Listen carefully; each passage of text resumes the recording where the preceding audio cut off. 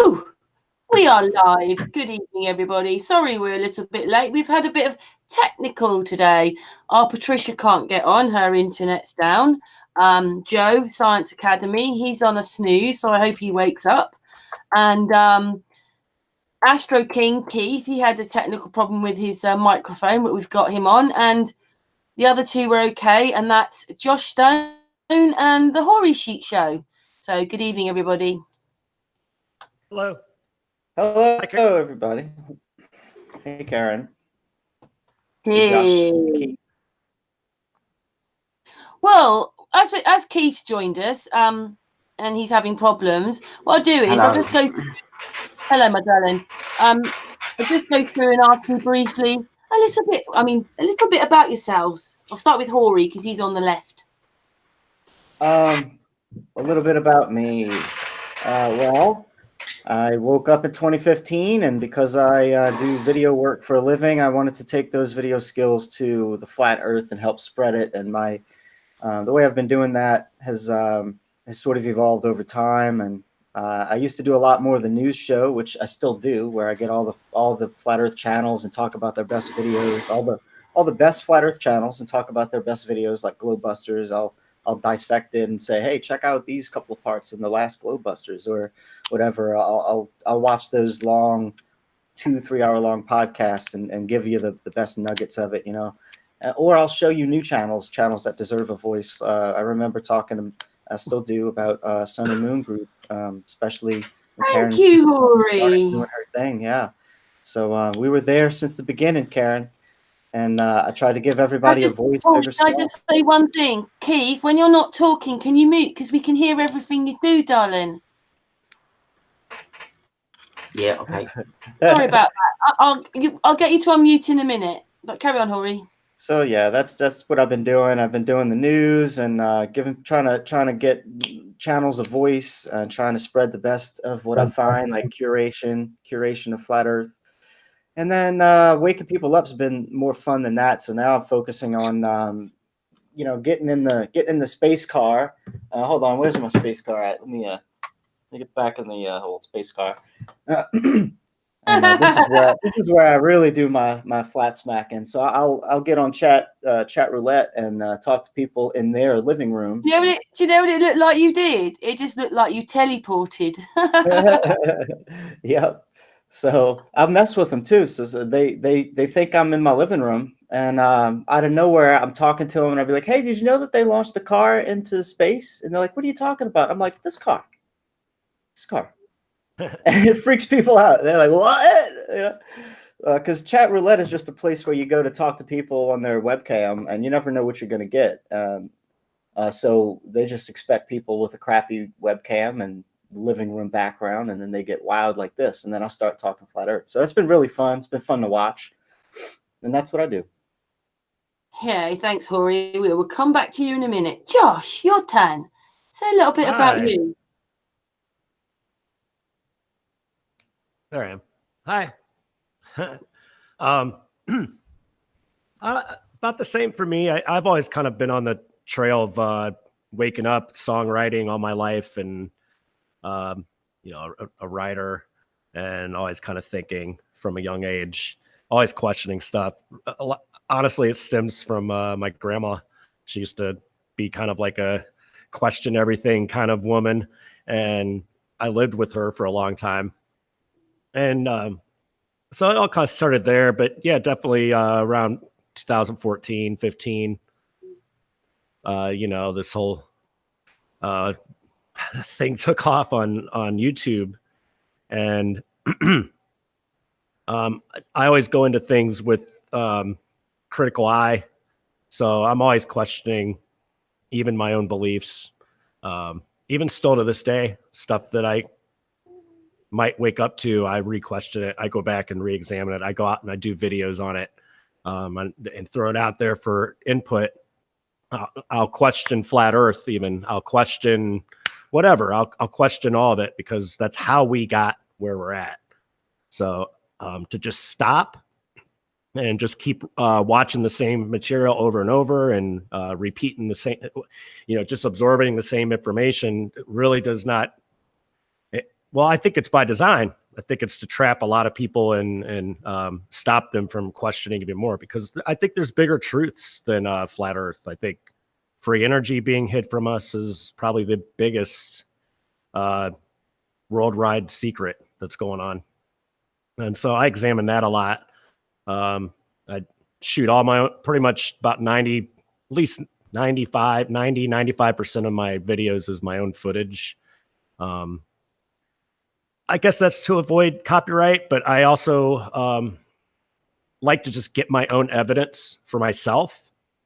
And then also I've always been dabbled in photography my whole life. So moving from writing music and constructing songs and recording them and producing music, I've kind of that's morphed over into video production, and I found just like a new love for this medium, video production. Yeah, you just said he's got one of these voices that makes you hang. Yeah. Mm. But also, there's a couple of your videos I'm sure that we're going to talk about as the evening goes on. I think even Horry, if he hasn't seen those, he'd really like those. But we'll just introduce Keith, and then we'll get rocking and rolling then. Yeah. And Horry and Keith. Keith. Flat Earth calling Keith. He's muted. Hello. Hello, my darling. Do you want to explain? Can you hear me okay? Yeah. Do you want to explain a little bit about yourself? Yeah, okay. Well, I didn't really get into much on social media up until about 2 years ago. I didn't even have a smartphone, but yeah, I think 2016 I started to get into YouTube quite a lot, and I was looking at all the stuff, all the usual stuff, conspiracies, and a lot of the American news at that time. And yeah, then I started to get into the moon landings, and then that brought me on to the stuff here, which is the flat Earth. And yeah, I'm still learning stuff, and I do a lot of researching online, and I don't produce many videos, but yeah, I'm always looking about and seeing what I can find and learn. You like things like eclipses and that, don't you? Yeah, I used to go out. Well, when I was young, I used to, you know, look at the stars and the moon and through a telescope and that, and yeah, going out on the cold nights and looking at things and seeing things, you know, like planets, Saturn and Mars and all that kind of stuff. And just to say to everybody, if because obviously Josh and Horry have their own channels. I mean, they're out there with their own channels. You have your own channel, but you're a bit quieter. But you come in our chat room a lot, don't you? Yeah, I'm always hanging about with like the Sun and Moon. So I think of, you know, it's one of the best ones out there. So yeah. Hey. Yeah, it's always it's always nice, and you know, to listen to see what other people got to say, and you know, it's always entertaining. Thank you for that, Keith. Anyway, get back to this because I think it's a really good one. Horry, did you see over the weekend, or it might be the end of last week, I put a video out about birds don't fly? Birds don't fly. No. Go on, Josh. Go on, Josh.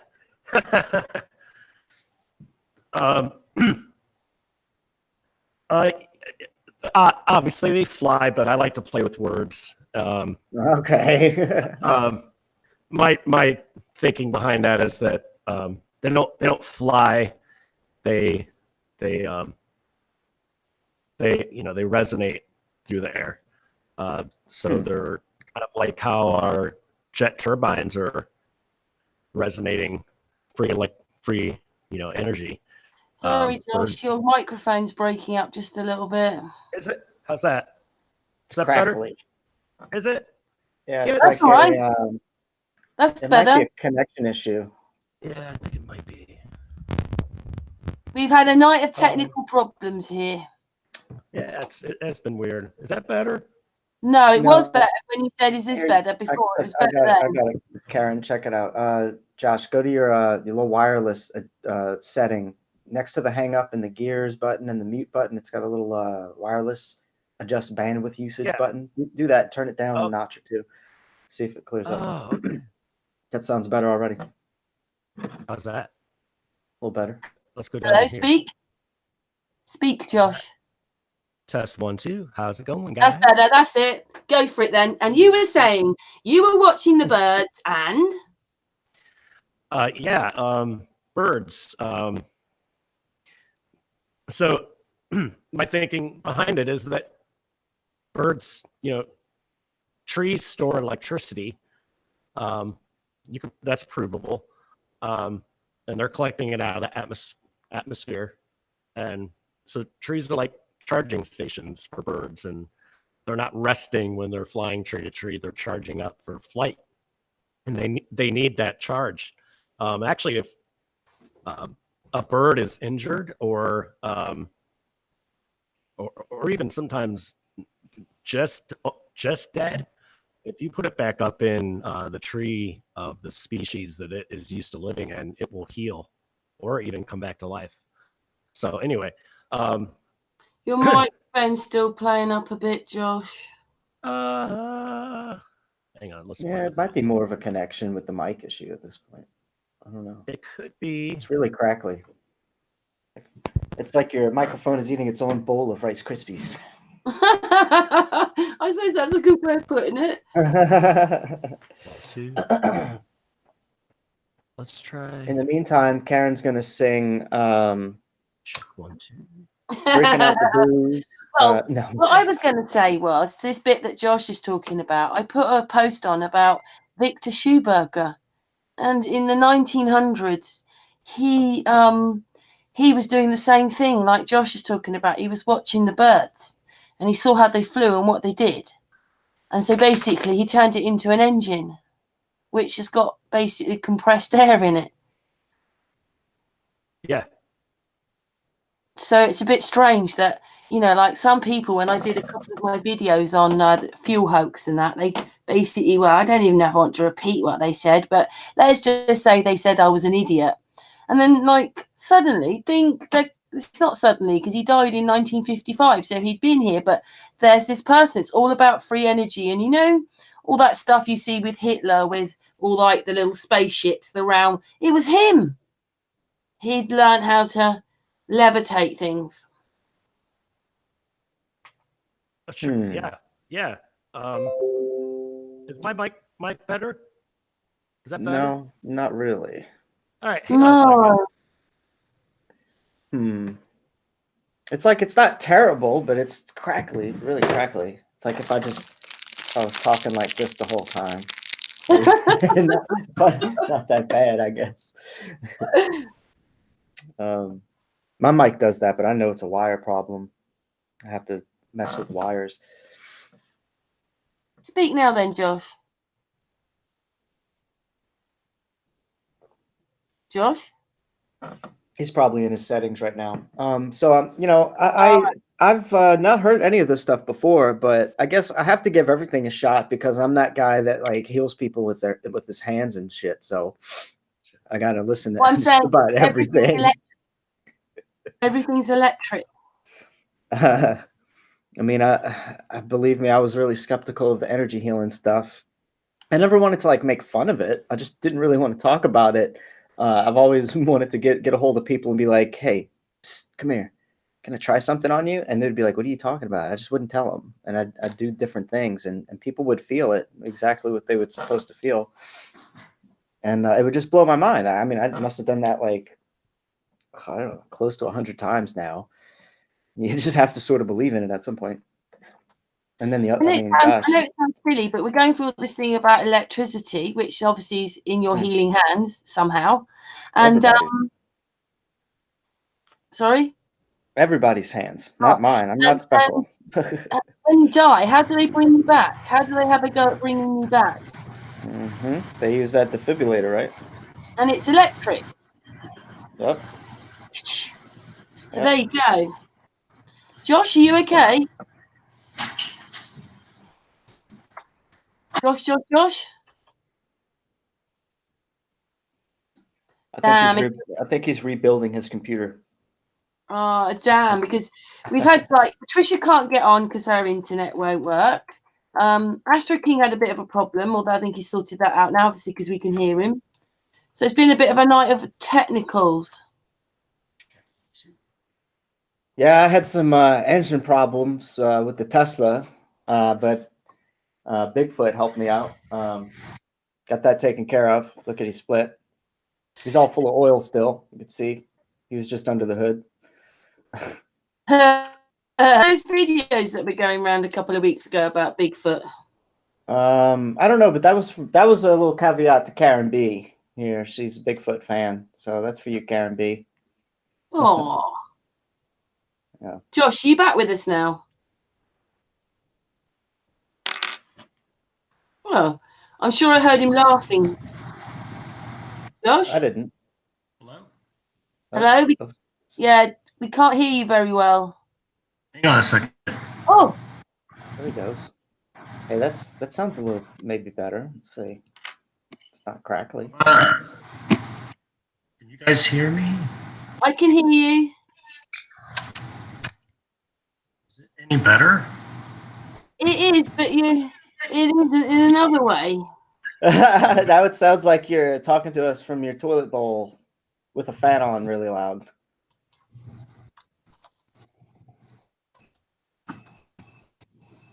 There's sort of like an echoey chamber feel with a fan noise.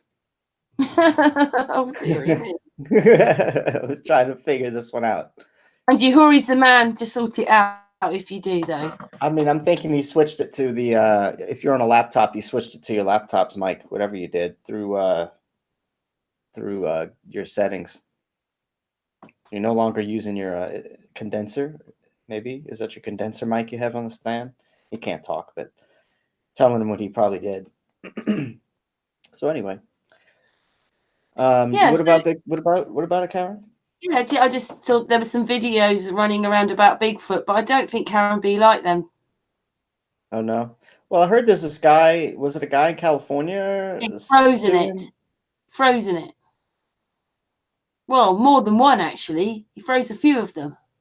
He froze a Bigfoot? His dad did about 50, 60 years ago or something like that. Oh boy, I bet. Oh, that's why Karen doesn't like it, because supposedly you can't catch Bigfoot. He like teleports away like magic. So there's that. So yeah, didn't know that either. But there's this guy that claims to be trying to sue his state that he lives in, and I think he's got papers made out and everything. And he's an ex-military guy, survivalist guy, wilderness guy, and I don't know, man, if any of that's true. I'd love to be in the courtroom watching that. Oh, I didn't realise that Bigfoot could teleport. Yeah. That's What's a thing. Bigfoot then, if he can teleport? Bit more advanced than just some sort of Yeti running around the snow or whatever. I never really got into Bigfoot myself. So, you've been starting your flat smacking again? Yes, I have been flat smacking. I need to do it more. Really, I have been. I need to do it more. But I've been doing it on chat roulette. Probably once or twice a week on a good week. But I try to do it once a week. It's been really fun. I mean, you gotta see, some of these nights get crazy. Some of them I go 5 hours, some of them 9 hours. The other day I was started streaming at like 2 in the morning and I started streaming at like 4 in the morning and went till like 12 noon. It was just a crazy stream. Because I'll finish my work and then I'll be sitting here going, well, I'm not tired, and I'll look around and I'll go, well, let me just stream. And I know that's not going to catch a lot of people's eyes, but I've never been here to really, I don't know. I'm not here for flat earthers really so much, unless I do the news show.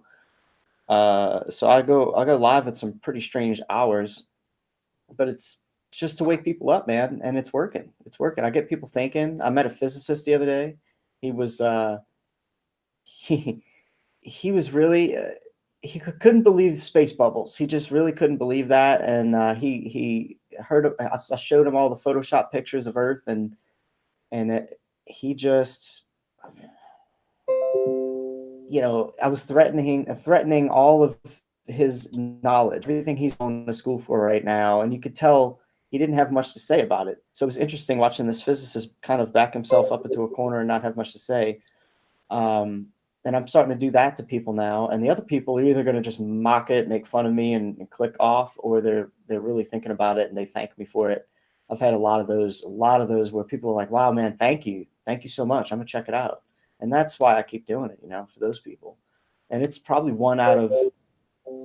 it's probably 3 out of 10 people really end up wanting to research it.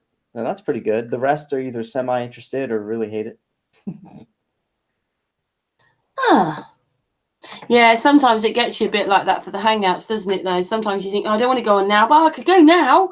And then you think, oh, it's 2 o'clock in the morning or something. We've done those ourselves. Because there's always someone awake, isn't there? Yeah, I mean, I just do it because I'm either going to do it off air, do it by myself, or I'm just going to say, well, let me just hit record. Somebody's going to watch it. There we go. Alex is coming. I'll just put it on, Alex. And you. Yeah, he's awesome. He's just going on by, man. He's checking it all out, you know, doing his thing. He's looking at the new star background. He likes it, I think. Well, AstroKing says he's going to make a coffee. AstroKing, if you want to chime in on anything, you'll just have to unmute and say something. Want to make a coffee. And Josh just popped off right now to reset his computer. Ah, okay. Yeah, he's working. He's messing with settings. That's what he's doing. Yes, and also that little video of yours. You did that live, didn't you? Yeah, that video was live. Yeah, that was really a good one, wasn't it? Where I hit the dome. Yeah, it's 6 hours and 6.5 hours into this background loop. This is a 6-hour background loop of random stars, different kinds of stars. I got like 5 different kinds of stars. Right now it's the little wiggly ones that look like UFOs and sparkle. But about 6.5 hours in, I crash into the dome, and Jesus comes by and he looks really disappointed, and he fixes everything. But it's really funny how it's just well put together. It's well animated. I got sound effects, and water comes leaking out the dome, and it's like I ran into a fire hydrant or something with the back end of the car. It's terrible. What's the little birdie at the front that Jesus goes zzz, and it's gone? Yeah, that's Artis Liberalis made a bobblehead doll for me, and it's really just me with the yellow mask and a beer and the microphone, and it pops out the front of the Tesla. It goes zzz, and Jesus goes, huh? And then the hand of Michelangelo, of that painting in Michelangelo's painting, comes and he touches the bobblehead, and then everything fixes itself. It's like bzz, zaps everything back to normal, and the whole background starts back fresh. So it's it's just a funny little thing. At some point in here, I get to race the guy that starts all the races in the Mario Kart game. You know, that little turtle guy with the fishing pole, with the stoplight on a fishing pole, and he's in his cloud. He comes up, and I get to race a little bit. I get to test out the old space cars thrusters, and so that's fun. Just a bunch of goofy stuff, man. Just fun. So that picture you've got behind you isn't your living room. No, I talk to people with the living room background when I'm on chat roulette, and they they just think I'm a normal guy if they give me a few seconds, and then I just bam, I hit them with it. And they're like, what? What just happened? I'm trying to get on some of these places on cell phones. They're also doing like this live, I don't know, live platform like you now, but on a cell phone. And there's tons of them. And I want to get this onto that platform, but I have to use a cell phone like emulator. But the problem is it won't read the webcam properly. So I'm having a technical difficulties, to say the least, trying to get that working. But if I could, then I could technically stream that, and that would be really quite interesting. And and some of these platforms I could gain like a following on, and I would get like, I might have like 1,000 people watching me flat smack or watching just something. I'm working on, if I could figure this out, it's going to be great, because I'm all about trying to get a bunch of eyes on me to slowly flat smack people. I guess it's not really flat smacking at that point. It's got to be called something else. Something with Horry in the name? Horry said. Actually, Horry, can I ask you something completely differently right now? Because at the moment, AstroKing's gone to get a coffee and I'm just left with you. Horry, if you want to, how do you define a video that's already a bit blurred? Can you do that? Can you refine a video that's already blurry? Not really. In a nutshell, the answer is no. But you can sharpen it and might make it a little bit better, but 80-90% of the time it's not. Blurry is something you can't fix. Why? Oh, it's just that basically the footage is quite small, but when you actually open the footage up and you can get it bigger, almost like, say, the same size as the screen we're on for the Hangout, that size. By the time it's picked that little bit out, it blows it up. It makes everything a bit blurry, even more blurry than it was before. It doesn't, it just makes it more blurry because it's now more pixelated. Yeah, all it's doing is resizing each individual pixel. And it's essentially just going to give you a bigger blurry picture. If it was already blurry, it's just going to give you a nice, bigger blurry picture. It's nothing that you've got in your little kit box that helps sort out blurry videos, like defines them. No, won't happen. Okay. Sorry. Just asking. Anyway, back to your stuff now. I was just asking. No, I don't know. That's all I've been doing lately. I'm trying to work on an idea for the flat Earth dating thing, but I posted a little thing in the flat Earth dating group, and nobody said anything on it. So I'm not sure if the idea is going to take off. But I need to come up with like a safe way to do this that doesn't involve people doing anything like making a separate email. And because you don't want to you just don't want a bunch of trolls attacking anybody who's going to participate in the dating thing. So I've thought about it. The more I think about it, I have to come up with a really, really safe way to do it, a really unique way to do it. And nothing has presented itself yet. So if anybody can come up with like an idea, say I'm going to ask 3 guys and 3 girls to give me a short bio and a picture of themselves and a way for them to be contacted. And I need that to happen in a safe way and in a way that's not going to take anybody 10 or 15 minutes to make a new email they're never going to check, So I don't know if it has to be some sort of group thing. I don't know, but then that's a website they'd sign into. I'm at a loss here. You know that people do things with Skype, don't they? They add people on with Skype, so that's not directly on your Hangout. Don't know if you can do pictures there or whatever, like videos, and you could have them there. But if someone was horrible, you can just cut the phone call, but your Hangout, everything's still going. Everybody else is there. I've had Skype calls like that. I'm being on Hangout, and I went one day, like it was Iron Realm Media's Christmas one. I just said, how many people are there? And 25. So you can have like an ongoing Skype call that anybody could just connect to? Yeah, but they can't then, if you decide, I don't want this person on my Hangout, or what are they doing? Donk. You can knock them off the call, but you haven't ended they haven't done it on the Hangout exactly. There's no pictures of them. Hey, there's Josh. Hmm. Do you understand what I mean? Figure it out. You just ended them on the phone call, so you've got 20. You know what? I think you just answered my question. I'll just invite those people to my Discord. I think I'll make it a Discord thing. I'll have a special dating room in the Discord, and I'll just give certain people.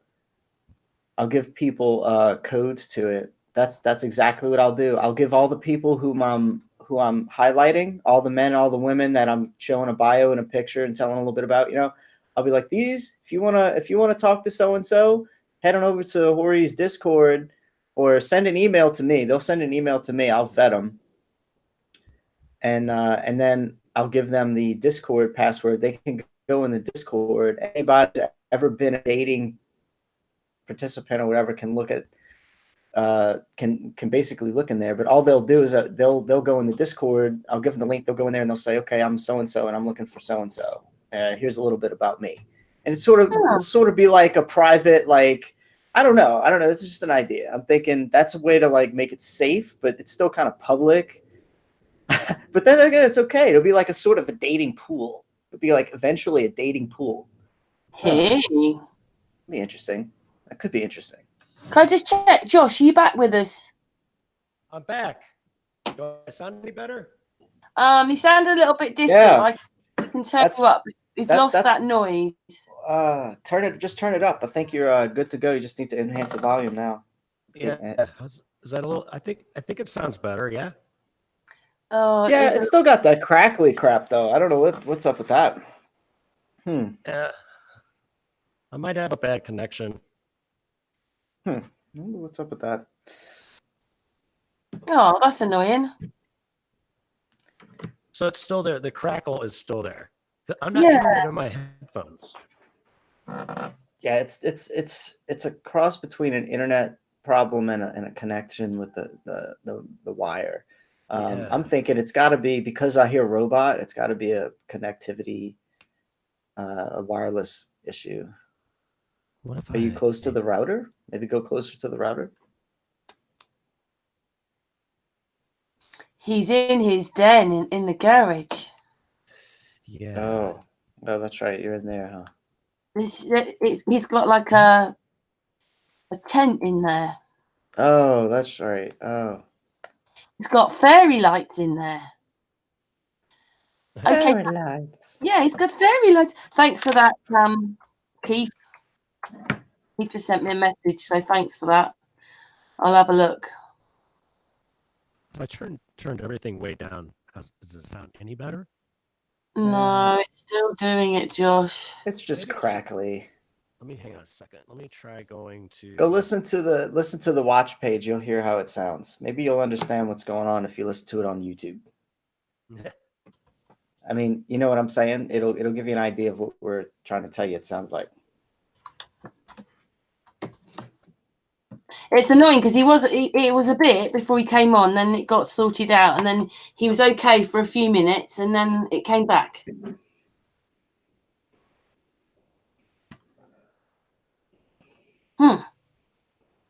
Okay, he's going to mess around. Bit frustrating, hey, Josh? I'm muted. Oh. I'm going to try something.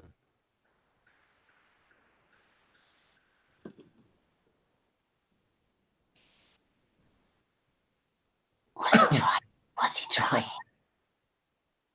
I don't know. Man, I'm dealing with this client right now. I'm doing this this video for this person for their spy camera. This spy camera right here.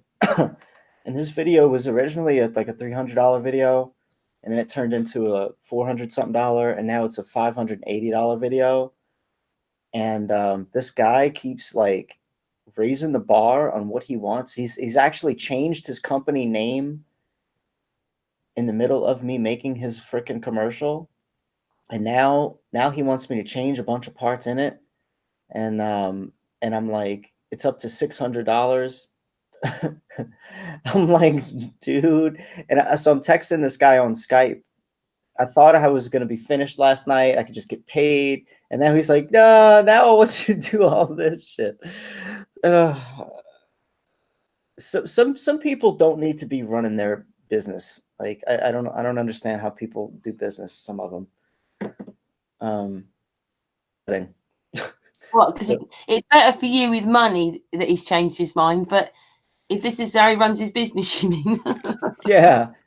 Like I don't understand. I mean, the communication has been so terrible. It's taken now. It's going on like 3 weeks, 4 weeks that I've been working with this dude on this one video. And if I was like not in the position I'm in now, if I really had like bills due, I'd be going crazy with this guy. But it's going to pay for my computer upgrade. I'm getting a new video card, a new sound card, and a fan fixed on it. And so my computer's going to run a little bit faster. I imagine that you've got like a machine and a half, or is it just an ordinary sized computer, Horry?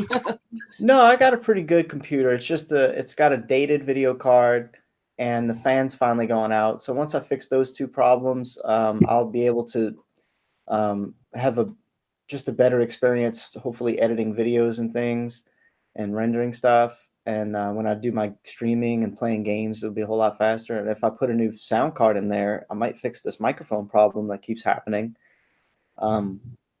Otherwise, I'll do what I said before the stream. I found a fix. Something came to me from the abyss and said, here's a way you could fix your microphone. And I'm like, wow, that might work. So basically, you also have technical problems too. That's what I'm saying. Yeah. I definitely have technical problems with my setup, but Check 1 2. there you go. Check 1 2. Check 1 2. We heard that. Josh? It's just teasing us, Karen. Check 1 2. 1 2. That's it. You're back. Oh, thank goodness, Josh. Now sing us a song. Now my equipment is doing some really weird stuff, you guys. Well, don't touch it because it sounds great now. Don't touch it. Sounds okay now? Yeah, don't touch it. All right, I switched. What I did was switch mics, but it really messed up my kind of like my headphone connection. So I don't have any audio in my headphones, so I can't hear myself. So I'm going to leave the call, and will you call me back, and then I'll connect with this mic from the onset. Is that fine? What, you want me to send you the link again? Yeah, I'm going to leave the call and then send it one more time, and then I think we'll be good. I think we'll be golden. You sound great right now, Josh. Yeah, I know. Like I wouldn't fix what's not broken, but hey, good luck. What kind you sound really good right now. It should be good. I can't hear myself though. That's why do you need to hear yourself? well, listen. I have my headphones on so I can hear you guys, but I'm not in my headphones anymore. Yeah, you can still hear us. Okay. Yeah, it's just really uncomfortable. I can't like hear myself talking. So that's so weird. I can't even talk if I hear myself talking. What the hell? Oh God. All right. That's whatever you need, bros. Good luck. Thanks. He has mixed. Oh my God. If I had to hear, if I had to function while hearing myself talk in my ear, like, I don't know. If when that happens to me, it's sometimes it does, like when I'm talking to somebody on a speakerphone, I just go into a stutter fest. I'm like, yeah, I can't do it. It messes with my everything. I do the same. I do the same thing. Wait, what? I'm not that bothered about hearing myself. As long as everybody else is hearing my voice. Karen, look, show my screen. Watch this. This is a space rocket from NASA that's launching right now, guys. We get to watch the space rocket. Look at that. Yay. They're going. Actually, they kind of look like they stalled out a little bit right here. Oh, and I think it seems to be a bit of a problem. Hold on, guys. I think they'll get this. I have faith. There we go. I got faith in NASA, baby. There we go. They're good. It looks like it burnt a little bit of the thrusters there. They look a little bit damaged. Oh, wait a second. Karen, I think they might have run out of fuel. Damn. Oh, no. Oh, no. Looks like that one's headed back to the Bermuda Triangle, would you say? Right the graveyard. Womp, womp, womp. Yeah, that's just one of the goodies I got that came by. Very good, Horry. You've changed a little, but you've got no dancers now. I still got the dancer if I want. Oh, and you asked me about the thing that was on the hood, right?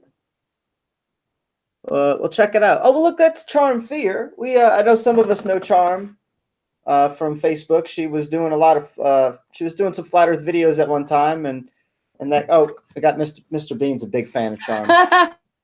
Mr. Bean. But no, that bobblehead doll, right? Watch. Let me see. There's a button on here somewhere I have to push to get the bobblehead. There it is. There it is. Now, for those of you, you may not know where the bobblehead comes from, so hold on a second. Give me a sec, and I gotta do a little bit of this, and then I could do a little bit of that, and do a little bit of spam. Oh wait, one second. I seem to be a little bit green. Oh, there we go. Hey. So now, do we see? You see where I'm getting at? That's the bobblehead. Oh, I see. So just check, Josh, you're back. What's that? I'm back. You're back. Hey, Oh, Josh. he's How's got it a going? hand mic. Oh, poor Josh. Is it better? Are we good? I like that. That's a better look for you and everything. Look at that. There we go. Look, let's just let's both do it. Here. Oh, look. There we go. You can't see my mic. I cut it off. He doesn't know what happened by the time he look. Now we're all kind of doing something different. See? Can't you go from dark to light? Now you look like an angel with the white mask. Yeah. It's ridiculous. Go ahead, Josh. Oh no, that's cool. I switched up mics. Good old Shure 58. There you go. Yeah. It sounds much better. Does it? Sounds better. Oh. I was just showing everybody where the bobblehead doll came from, why it's got a mask and why it's yellow. Oh, someone, don't touch your microphone. What is going on there? Down. What is going on All today? kinds of microphone problems tonight. Is it okay? Is mine fixed now? Is it me that had the problem? No, I think it's Josh. Now there's another noise coming. But I don't Really? hear it. yeah, it sounds like somebody. Oh no, Josh. I think mine's okay. No, guess what, Josh? You I'll be don't right back. believe it. It's come back. What happened? It's kind of okay, but it's got that slight reverb noise on it. It does. What Yeah. is going on? Actually, I'll just turn you up a bit. Maybe it's gone now, but we did Oh my hear it. goodness. Hang on, I was going to turn you up a little bit. Josh, your microphone made me go get another beer. Bit frustrated. Oh, We'll just have to go for it, and It's a connection issue now at this point, Josh. It's it's your internet now at this point. Because if you switched hardware and you were good, I think your internet's going up and down. yeah, it could be that. is it something to do with the cold weather coming in? It might be. Yeah, we got minus 40, 40 below wind chill factor coming in tomorrow and Wednesday. Josh, keep that over there. Okay, make sure Yeah. that stays there. What part of the country are you in? I'm in Arizona. Oh, nice. Yeah, I'm in Ohio. That's by pretty Geary. cold, though, isn't it? It gets cold here. It hasn't been that cold the last few years, but this year we're getting hit hard. Maybe it's just our turn for the program. But it's been a while since it's been like this. We got like a foot of snow last week. It's been years since it's done that. But yeah, we're having a legit winter this year for sure. You're not going to get one of those Arctic plumes again, are you? Oh yeah, I remember that. It was like about 7 or 8 years ago. That whole Arctic thing. Only a few, about 2 or 3. Oh, the Arctic flu. Yeah, that whole cold weather took the whole of America basically, and people were going out there and holding tea towels out and whoosh, frozen in second. Yeah. Yeah, they're talking about like if you're out for like more than 10 minutes, you could get frostbite over the next couple of days. So surely they're going to close school and all that stuff. So that'll be cool. Well, you know, when we said that we had similar weather, we don't usually. Well, I don't think we get it as cold as you like that. Maybe we go to -8 or something like that at times, but we never get to your temperature minus. Yeah. England's in a like a place where I always think of it as like cave weather because it's kind of always the same no matter what time of the year. Yes, well, it didn't used to be like that. You know, Horry gets it hot all year round, but it didn't used to be like that. We used to have like seasons, but now you could almost have it could be like feeling like winter in June, you know. But not last year. We had a really good summer last year. But Keith will back me up on that one. It was a brilliant summer. We had weeks of it. Almost every day of this summer, I've been able to go outside between the hours of like 9 a.m. and 4 p.m. and pretty much be in short sleeve or no shirt. Yeah. What, from where you came from, you mean, Horry? You mean it was colder where you were before? I'm saying it's warm. It's so warm here in Arizona during the coldest parts of its winter that I can go out there in short sleeve shirt. Nice. Like it gets low at night. It gets pretty cold out here, but in the middle of the day, I mean, I can go out there right now, and I'm gonna have to take this shirt off. I can't go out there in a black shirt, or I'll go sit in the shade in no time. It might be where my children are right now over there in Mississippi. They're probably like in the 40s or something. So, Mr. Fry was telling me that Arizona has all kinds of weather, though, depending on where you are in Arizona. Whoa. Sorry, I just have to. Sorry, Josh, just have to turn you down a bit. You're like a big wave came over your microphone. Is it Horry that's making that noise? I think mine's okay. Is it me? Oh my goodness, Josh, it might not have been you. It's Horry. Oh, what is it now? What's wrong with the mic now? Hey, Horry, it wasn't Josh. I think. Oh my goodness. I think mine's all right. Do you hear anything coming from me, Josh? Not You're all right now, but that swave of whoosh, that was you, Horry. Huh. I don't know. I blame Josh for that, and it wasn't. It was you. I'll take the blame. It's all right. It's no big deal. Hey, What's going on with everybody's microphones? It's weird. It is bizarre. That's all three of you in front of me have had microphone issues today. Yeah.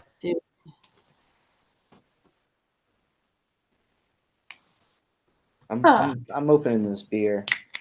So I was just quickly saying, Mr. Fry said that Arizona covers all different weathers. Is that's right, Horry? It can be hot in your bit and cold in another part of Arizona. I don't know. Mr. Thrive and Survive would know more than me. I've just been here, 4 months now, so the winter seems to be a relatively warm winter, and it's warming up now. It feels like spring already. Are you ready for the hot summer, Horry? No, but I don't go outside too much anyway, so I'll be all right. I know what happened with your microphone, Horry. You're in space, aren't you? Had to be a bit of interference, didn't there? Maybe a planet came by and, the electromagnetic torus field of some planet interfered with my microphone. Or, just one of those satellites failing out here. There's all that satellites among the space junk.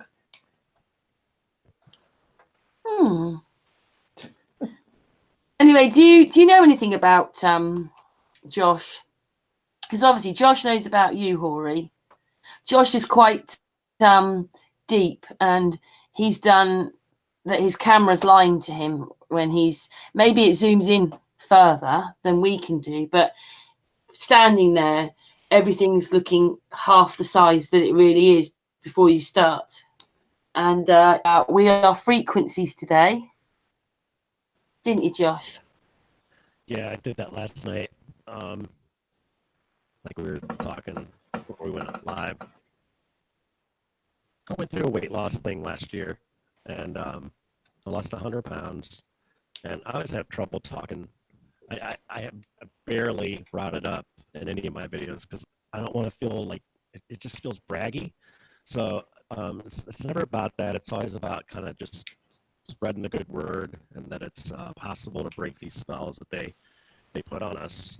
Because I mean, they definitely that's their game, is they play magic on us, and they control us through our perception. Like we were talking about the cameras. Our perception of everything is how they control us, and so they trap us in these situations where they want us weak. They don't want us dead, but they definitely want us weak. Yeah, one of Josh's favorite words is the farm and harvesting. Yeah. Yeah. Yeah, I think they're harvesting us kind of on all levels, mentally, electrically, physically. Even they tell us in the movies, that's where they put all the truth. And like Monsters Inc. is a big one in my mind, how they're harvesting fear for their power and energy. And so I do think that they're doing that to some capacity. So I explore that on my channel a lot, and I focus a lot on electricity and energy, and how they're harvesting us and controlling us through our language. One of the things I did throughout my frequency loss, I call wicked frequency, because I think it's about changing your frequency and changing your vibration is what's going to lower your BMI, your body mass index. And it's all about your frequency. Sweating it off is one thing, but changing your body mass index is another. And through doing it, I realized that I would feel this frequency change in me. And so weight is a frequency. And I lost my train of thought. But oh yeah, like our language is used against us. Even we tell each other to mourn every day when we say good morning, or have a good weekend. I've just told you to end the days of the week. And if you change a couple letters, it's us being in a days and week.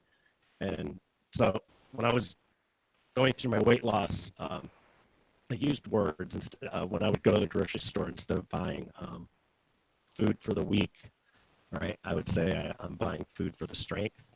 And it actually does change your perspective of what you're looking at. And it made me realize just how powerful the English language is, and how our words are designed to keep us trapped legally.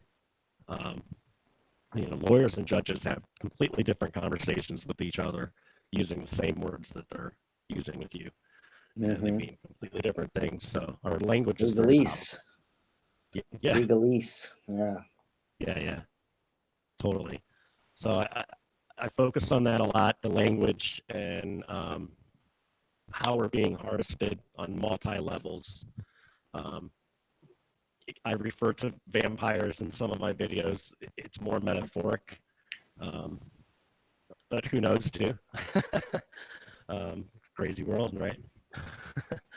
But yeah, I go to a lot of places. I don't limit what I think about. I'll talk about any subject pretty much. I don't really go into a lot of the major, like all the staged hoaxes and stuff. I don't go into that. I think that's been covered plenty, and I think enough people have talked about those, and we all kind of know that happens.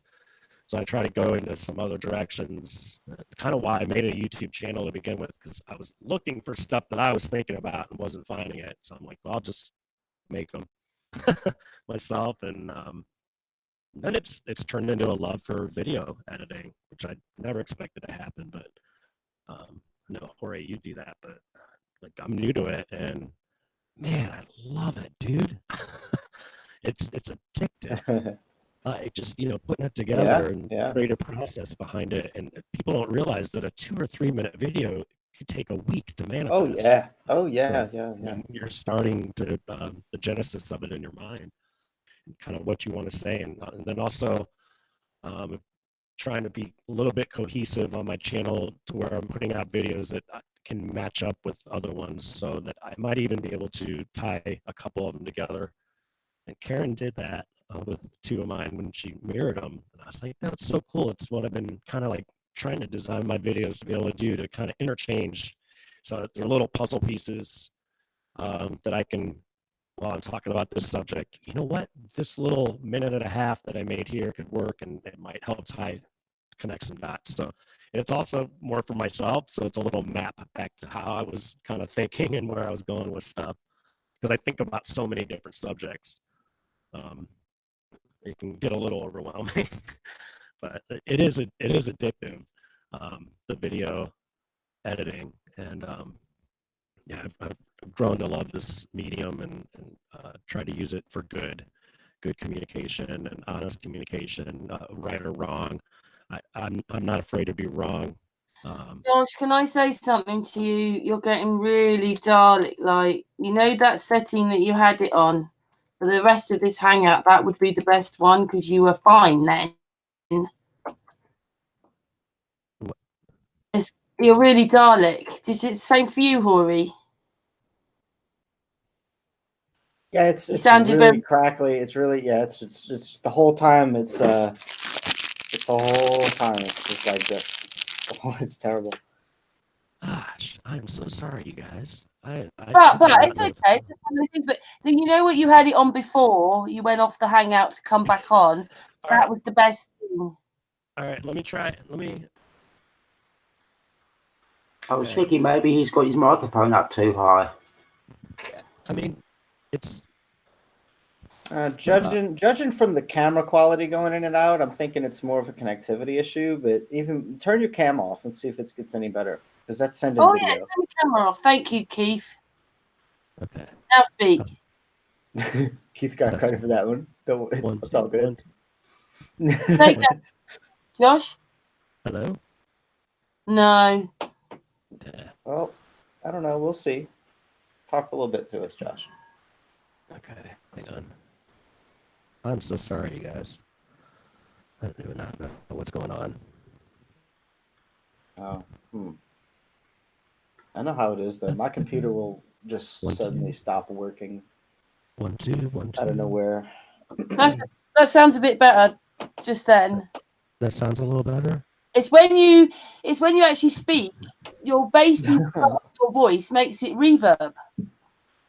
I don't know what's going on.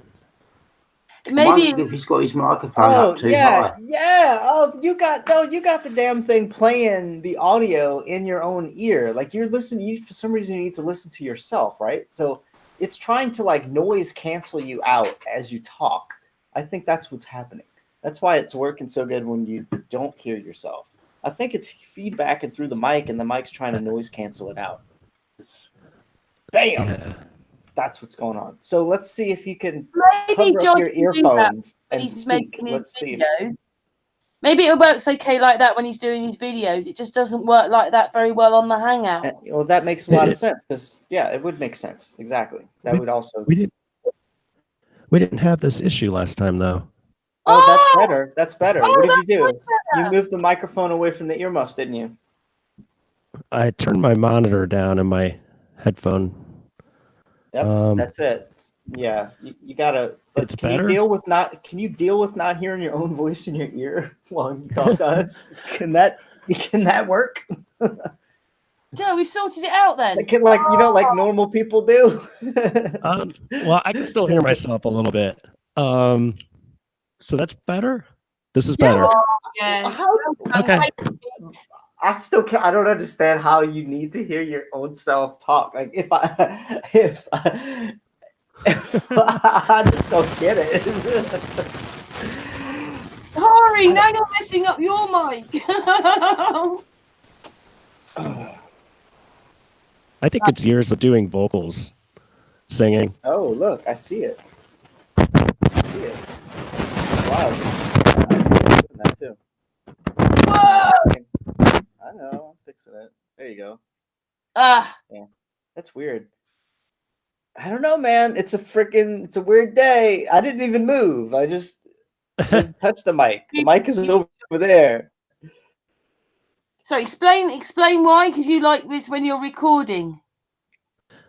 Yeah, I think it's just years of doing vocals, Oh, okay. stuff like that, and like hearing my vocals with the whatever's going on. I think that's all it is. Just Yeah, used well, to all that. right. Well, this is what's happening. It's the because you're trying to do that, and Google It's- Hangouts works a certain way. It's trying to noise cancel yourself out while you talk. That's what. Yeah. Mhm. I had that issue once before when I wasn't using a mic, and then I went to using a mic, and the handful that I have done it, this is the first time it's done this. It's really weird. And I didn't change any settings or anything. It's like set from the last time we hung out, Karen. I think So there was something about right this now, hangout today, because when I went to put the hangout live, it told me that I'd put it on private. I would never do that. I mean, I know if I would go and do that. So all our hangouts are for everybody, but it came up that it was private. I didn't press that. Weird. Oh no, Anyway, it's a weird night tonight. It's still Weird. crackling, so I don't know, but It's crackling a tiny bit, but it's a lot yeah, better than it a lot- was. It's better than it was. Maybe he needs to turn it down just a little bit more. Like this. Is this better? Yeah. We'll see. Oh, we got there in the end an hour later. Yeah, but it's a bit difficult for you joining the conversations with that, isn't it? Because we couldn't hear half of what you said. So, yeah. I mean, we could probably hear it. I could hear it. I was following it. But if it keeps going, I'm gonna have to open this vanilla Jim Beam because it's getting too hard.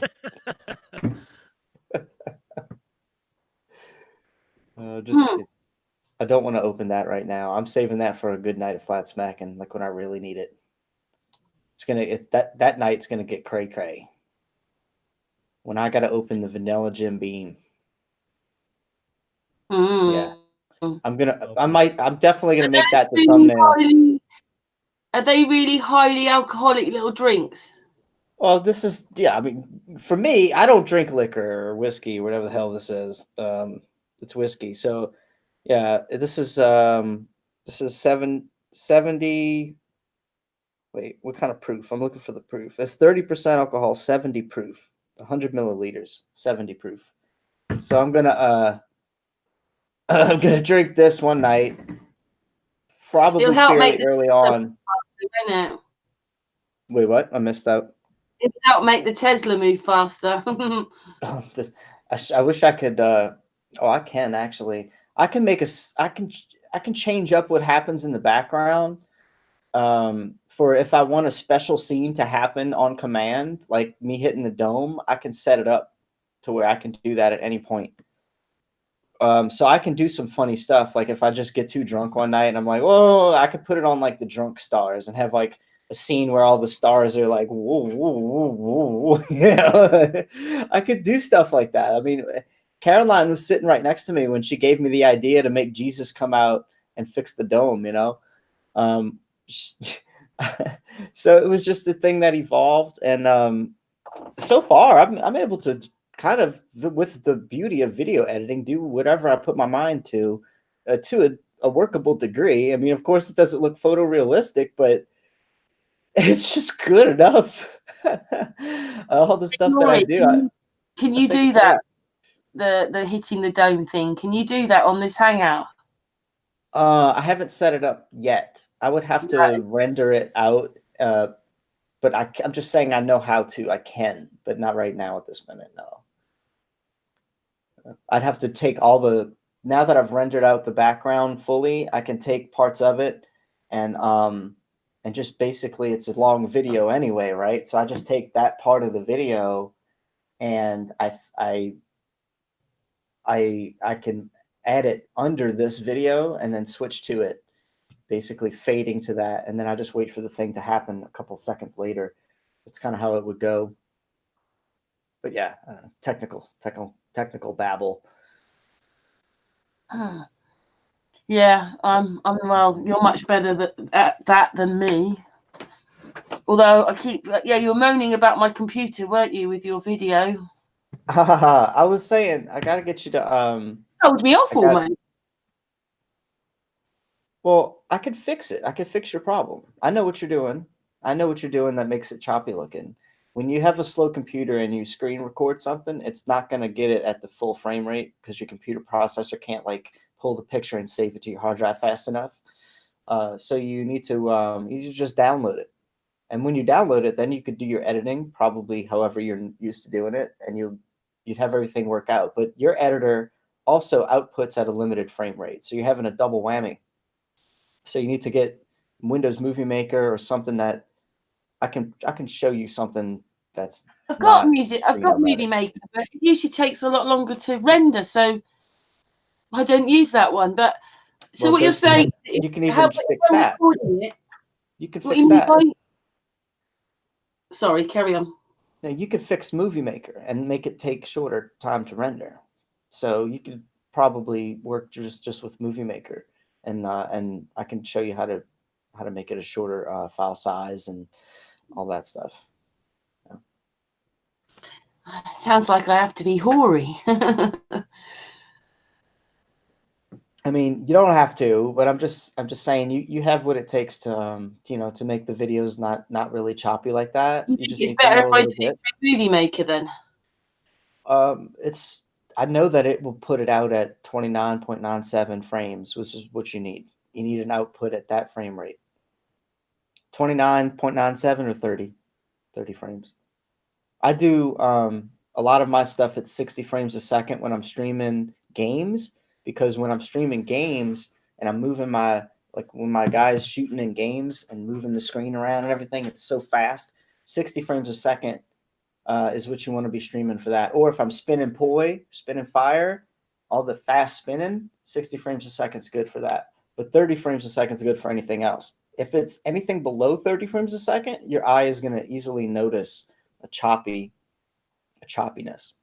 And I think Screen-O-Matic outputs at 25 by default, and that's going to make it just about anything look choppy.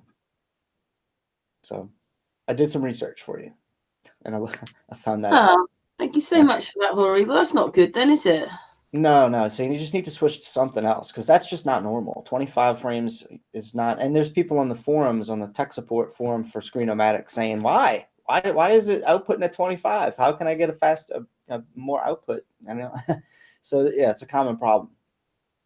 Oh, but I'll help you out. I'll find something. Windows Movie Maker can do what you want. If not, there's something else. Okay then. Thank you for that, Horry. Yeah, he said, don't watch it here. Come over to mine. It was so good. I couldn't have people watch it like, it was so choppy, babe. I just needed that. I needed the full experience for everybody. But I want to help you. Like, I'm here to help everybody, and get you working top cylinder. And once you got it, you're going to be good. You're going to use that for every video going forward. And you're going to have, your stuff's just going to look ching. Yeah. Okay. It is. Yeah. Okay. But Josh makes lots of videos. Do you get the same problem, Josh?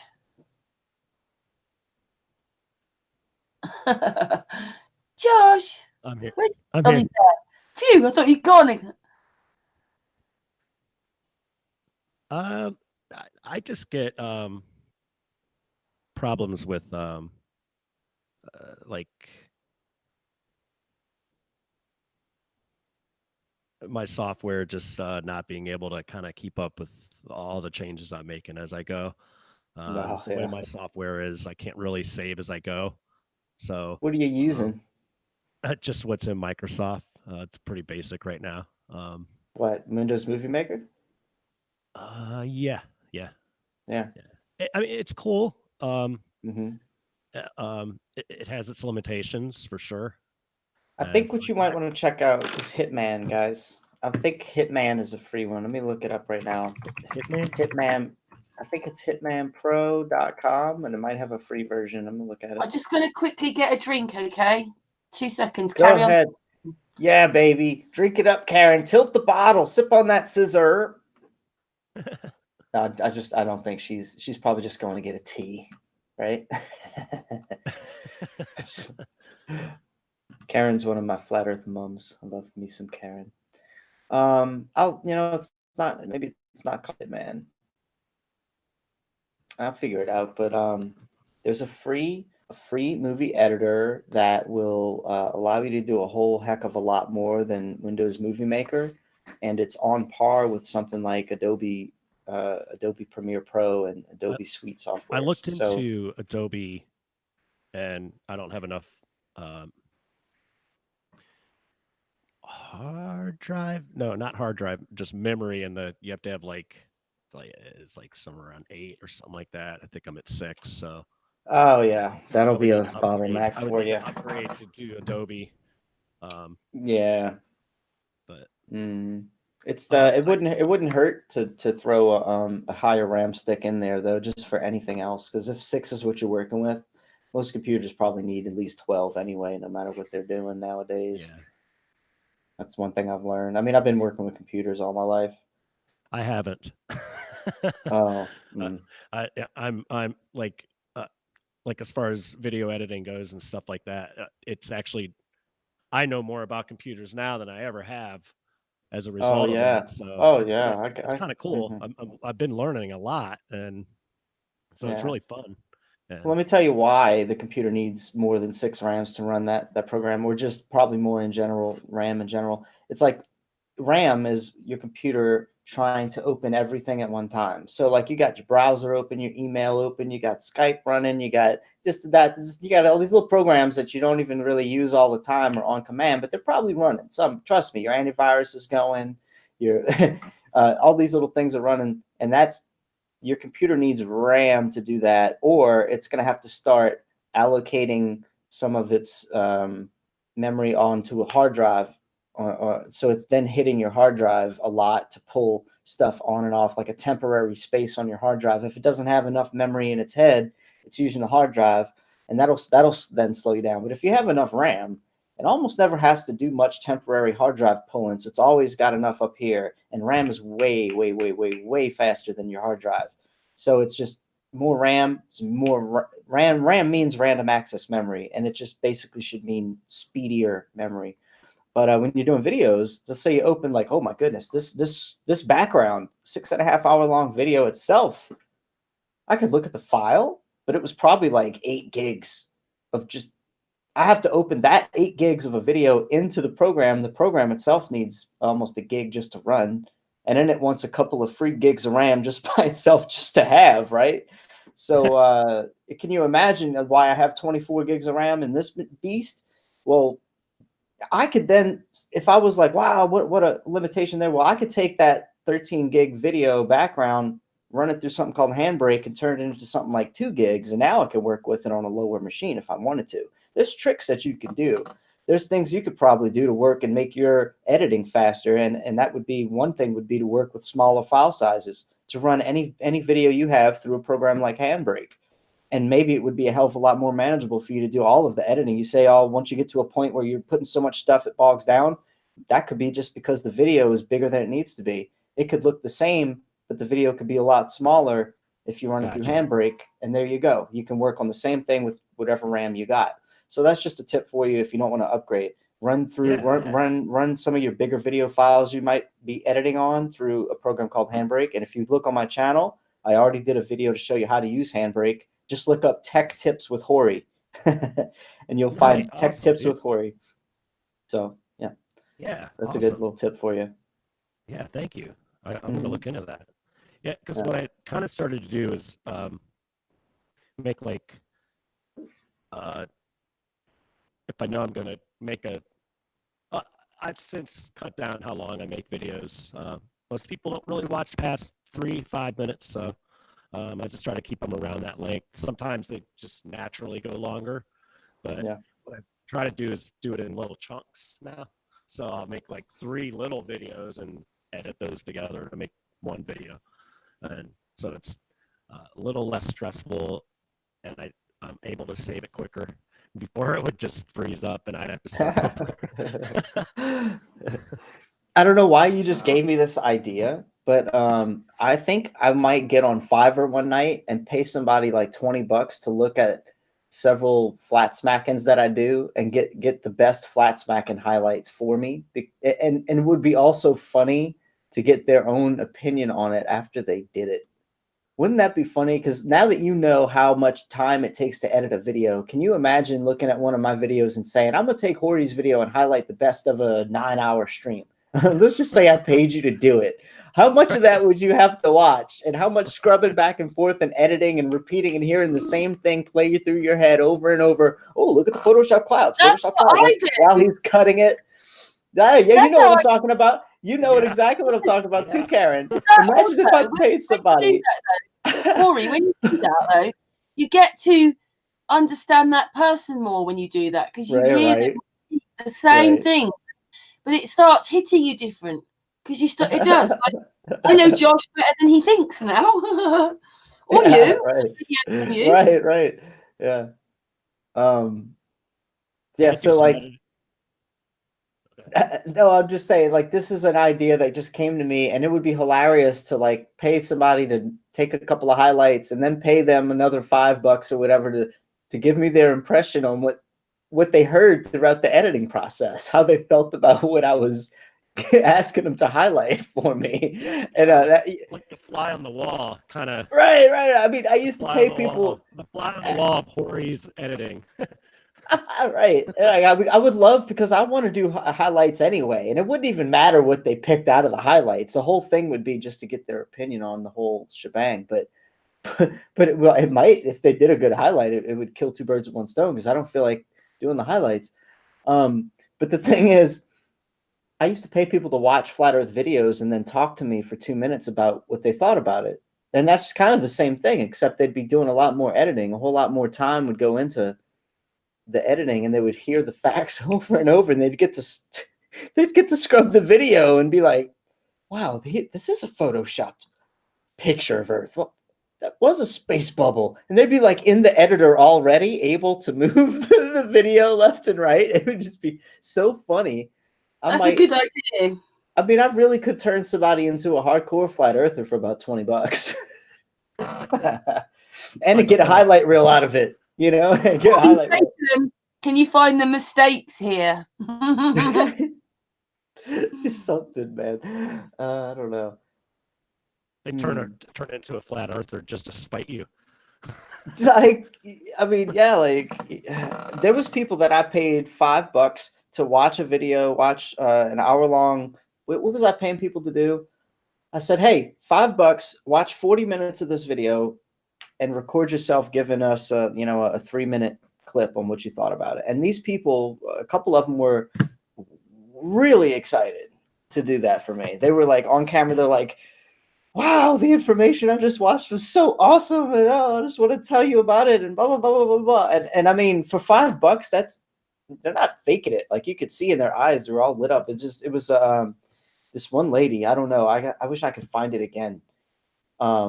I probably still have them saved in my folder, but man, she was all kind of excited to hear about Flat Earth because it made so much sense to her, you know? Yeah, I mirrored one of yours, but that young girl was explaining it quite well back, what she thought herself. That was probably her. It was probably her. I'm just saying, what do you think about flat smacking, Keith? because he's muted. He hasn't had a turn for a while. Oh, Keith. Keith. Oh, Are you serious? Yeah. no. What do you think? I think it's pretty cool, but it's not really something that I would do myself, really. Yeah. I think the main thing is when someone realises something is not quite right about what they've been told, and sort of like learn, sort of like from the mainstream, and yeah, when the new information hits them, I think it's I think it's pretty good. Yeah, you also like the glitches in the Matrix, don't you, kind of stuff, Keith?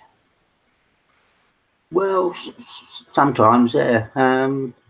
But I've been looking into a few things, which is sort of like go a bit beyond like the flat Earth, and one of the things I was looking into was this why the ancients sort of like they were building all these the stone monuments, and I think like the reason for this was because they wanted to track the length of the days, and so I've been looking into a lot of things like that.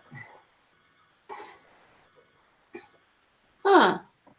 Well, I was actually wondering myself whether, you can see the hieroglyphs because there's sand, but maybe the whole place is covered in them. You just don't see them anymore because we've got grass and trees and things.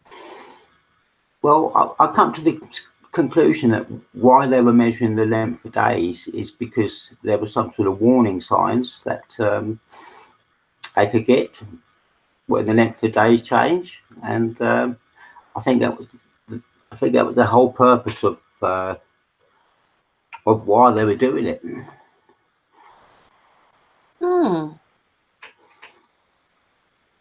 Very interesting. And also, the other thing that's got me is, like we're talking about frequencies and things. I mean, I was looking up the Rainbow Mountains, and they're covered in these multicoloured sands. But I forgot that the UK has one. It's called the Isle of Wight, where you can definitely see it there. But I was noticing that up on the cliffs, it went to grass, and then people were living on top of it. So the whole place we live on must be multicoloured levels of earth: red, green, yellow, orange, whatever it is. So that must have something to do with it and play a part in how everything's tracking itself. Yeah, I have been to the Isle of Wight, but this is sort of like a very long time ago when I was a youngster. So yeah, I remember seeing the multicoloured sands and that. I'm not sure how it goes today, but Horry and Josh, you could go on the beach and you could see the hill, like the cliff and all these different colours. And then I think when I used to go, you used to be able to dig it yourself, but I think now you have to go to the shop and get it. You can still get the sand, but instead of you digging it, they just have pots of it, and then you can go, I like that little glass, and then they'll fill it up with different coloured sands for you. But we have the same here. So it's not just in China or all these other places, it's here as well. Yeah, I remember getting the little tube of sands and yeah, having all the layers and the multicolours. Yeah, do you guys know what we're talking about, by the way? Yeah, the colored sand. Yeah. But they have all different qualities, don't they? And minerals or whatever. So that must play an effect on what's happening above us or around us. I haven't looked into sand as much, but definitely past civilizations are left over. I think they're mining them. Can I just say something, Josh? You look really cold. I'm actually not. I'm comfortable. It's got like this great big fur thing around his neck. Yeah, this big thing. I love this thing. Yeah, it looks good. Looks like it's going to keep your neck warm.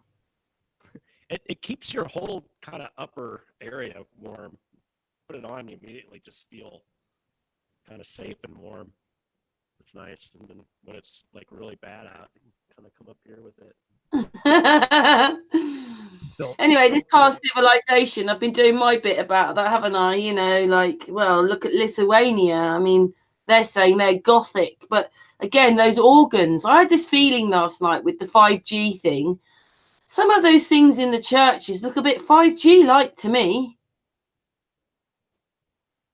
I'd agree. They definitely had electricity before the last kind of, I call it a changeover event. I think it was maybe a mixture of a mud flood and an electrical event. I think it's kind of a combo because a lot of the structures and creatures that I find locally that have been fossilized by this, like the giants and stuff like that, they seem to be frozen in pose. It's not like they knew this was coming. So it's pretty bizarre. It's a little hard to know what we live in. I mean, I can actually find a picture of them making that Big Dipper. This Big Dipper, Horry, in 1893 at the Chicago World Fair. It was on 3 acres of land, which they said they built in a year, but it's not true because those buildings were there before. But anyway, Tesla won that one. And then, miraculously, a storm came in and, all the buildings burnt down, these great big stone buildings. But maybe it was Tesla. Ha, ha, ha. Remember, he knew what his technology did. And then the other thing is that there was this Big Dipper. In 1893, guess how many people I'm going to ask Horry because he doesn't know. How many people do you reckon they could get on this ride, Horry? I don't know. I'm terrible with numbers, but I would have recited the number you said last. So I'll go with that number. What did I say? Did you say a number last? I don't know. Did you say a number? No. It was a date. It was a date. Oh, right? 1893. It was 2,100 and something people could go on the ride in one go. 1893. But there was a picture of them actually building that. So maybe they actually did, but whoa. I mean, like, some of these buildings were 9.5 acres big. Yeah, they and definitely guess what? had all the I don't know. all the sacred geometry and all that. So, when you break down the word architecture, you have an arc, which is electrical between north and south, and tech, that's just technical. So architecture is definitely an electrical thing. And if you compare a motherboard inside of a computer to a city, I've made these comparisons. Yes, you did. One of Josh's videos is that you flying. He uses what's below him, and then he keeps turning to an inside of a computer or something like that, and then he shows you the towns. They're done like the towns are done like the inside of a computer. Yeah, they're set up like motherboards. And even some of the older civilizations with pyramids and stuff like that, they are also set up like motherboards. So they've had this technology for forever, since kind of day one. Earth seems to generate its own electricity. It's almost its own kind of conductor of electricity. It has free energy. It's harvestable. And you mentioned Tesla. I think the whole Tesla and Edison thing, I think that was staged. I think they knew they were going to use the technology, free energy harvesting out of the atmosphere. That they're still using it to this day. They'll have us believe that they're not. They'll have us believe that they squashed Tesla's idea and blah, blah, blah. I don't even know if it was his idea. Maybe he just rediscovered it. But they'll have us believe that they squashed him. So that, as far as we know, well, we're not going to use that. We're going to use fossil fuels and blah, blah, blah. Well, meanwhile, that's what our cities are set up to do, to harvest electricity. These Gwyn towers, I think they're multifunctional. I think they're also harvesting atmospheric electricity, storing it up in the transformers down below, converting it into 220. sending it out to the houses, free energy, and charging us for not free energy. So I think that is one of the biggest scams and hoaxes that they're pulling on all of us, is the free energy hoax. I think flat Earth is a pretty big deal, but I think they want a lot of people to stop at flat Earth. Everybody, that's kind of the theme, right? It's the biggest lie ever. It's the biggest lie. I think that's kind of by design, to stop people, because you figure, I figured out the biggest thing ever. I don't need to think beyond that. I just did. I kept going. What could be even bigger than that? And I think free energy is the biggest scam going on, because the implications of that are massive. It goes all the way through the auto industry, the aviation industry. We're talking the military, of cruise ships, ocean liners, submarines. If all these vehicles that are owned by the elites and all these transportation, buses and planes and all that, if they are all running off of free energy under disguise of us using, fuel and stuff like that, and there are ways to get around that, where gasoline might not actually be what's fueling the car, more of a primer, and it's actually using hydrogen. It's just converting it. So the implications of free energy run huge. And if all of our architecture and all the sacred geometry that goes into that holds some of those secrets, they would have every reason to hide that from us, because if they could charge us for it and get it for free, and we fund what they're doing on top of it, why wouldn't they? That's what I always say. Pyramids too. I always think about pyramids, and they were pretty much kind of the quote unquote Tesla coils of that time era. Is what I think. They were just storing electricity and powering cities. I think we've just always had electricity. It's always been here. I think I'm still researching this, but I study the stars a lot, and we have our constellations. And I think constellations serve two purposes. The kind of obvious one that we all kind of know about. I think that's kind of to misdirect us, though. I think what the stars actually are schematics in the sky. I think they're just computer code.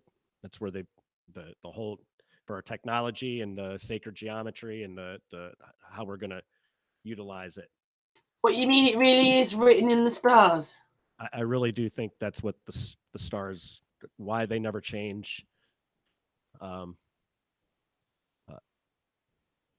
I think there's schematics, and they draw all these lines for us, right? They draw the Big Dipper, they draw big horses or whatever, so that we connect the dots like that in our mind. But if we were to connect them differently, I think we would have a schematical chart. And there's also, what was it? I can't remember. I'll come back to that when I think of it, but go ahead. Hangouts do that to you. You forget things. 88. There's 88 keys on a piano, and there's 88 constellations. And I think music has a lot to do with like how we've developed music too, and our tones and everything are through stars. If you take a record player, the way a record player works, how it's spinning, and that's like our stars. And as the needleless moves through those, that's your different houses. And so it'd be the same as how that's playing, and there's a tone to that when you're born, of course, you're going to be connected to a certain tone. So it's almost kind of like what song was playing when you were born. I think once I got a decent camera and really started getting into the stars and zooming up in on them, and you start to see some of the geometry to them, that they're not these big balls of gas and stuff like that. They almost look like diamonds. And there's a lot of references to that. Lucy in the Sky with Diamonds and Diamonds in the Sky. So they're always kind of referring to that. I know other people have brought that up, but that resonated with me with some of the stuff I think about with stars too. But I think it all ties together with our technology and our architecture and ultimately how we're powering everything. I don't want to jinx it, but the microphone sounds great. Awesome. Yeah, I know. For the last 10 minutes, it's been brilliant. Awesome. Sweet. Don't move.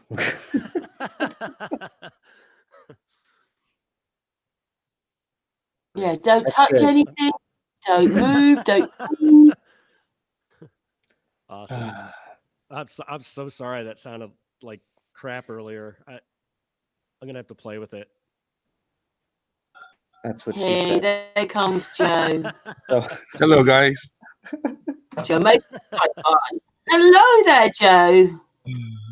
Hey, what's up? Sorry I'm so late, man. It's been a rough day for me. I'm feeling under the weather. oh no. Yeah, Who do you it's cool.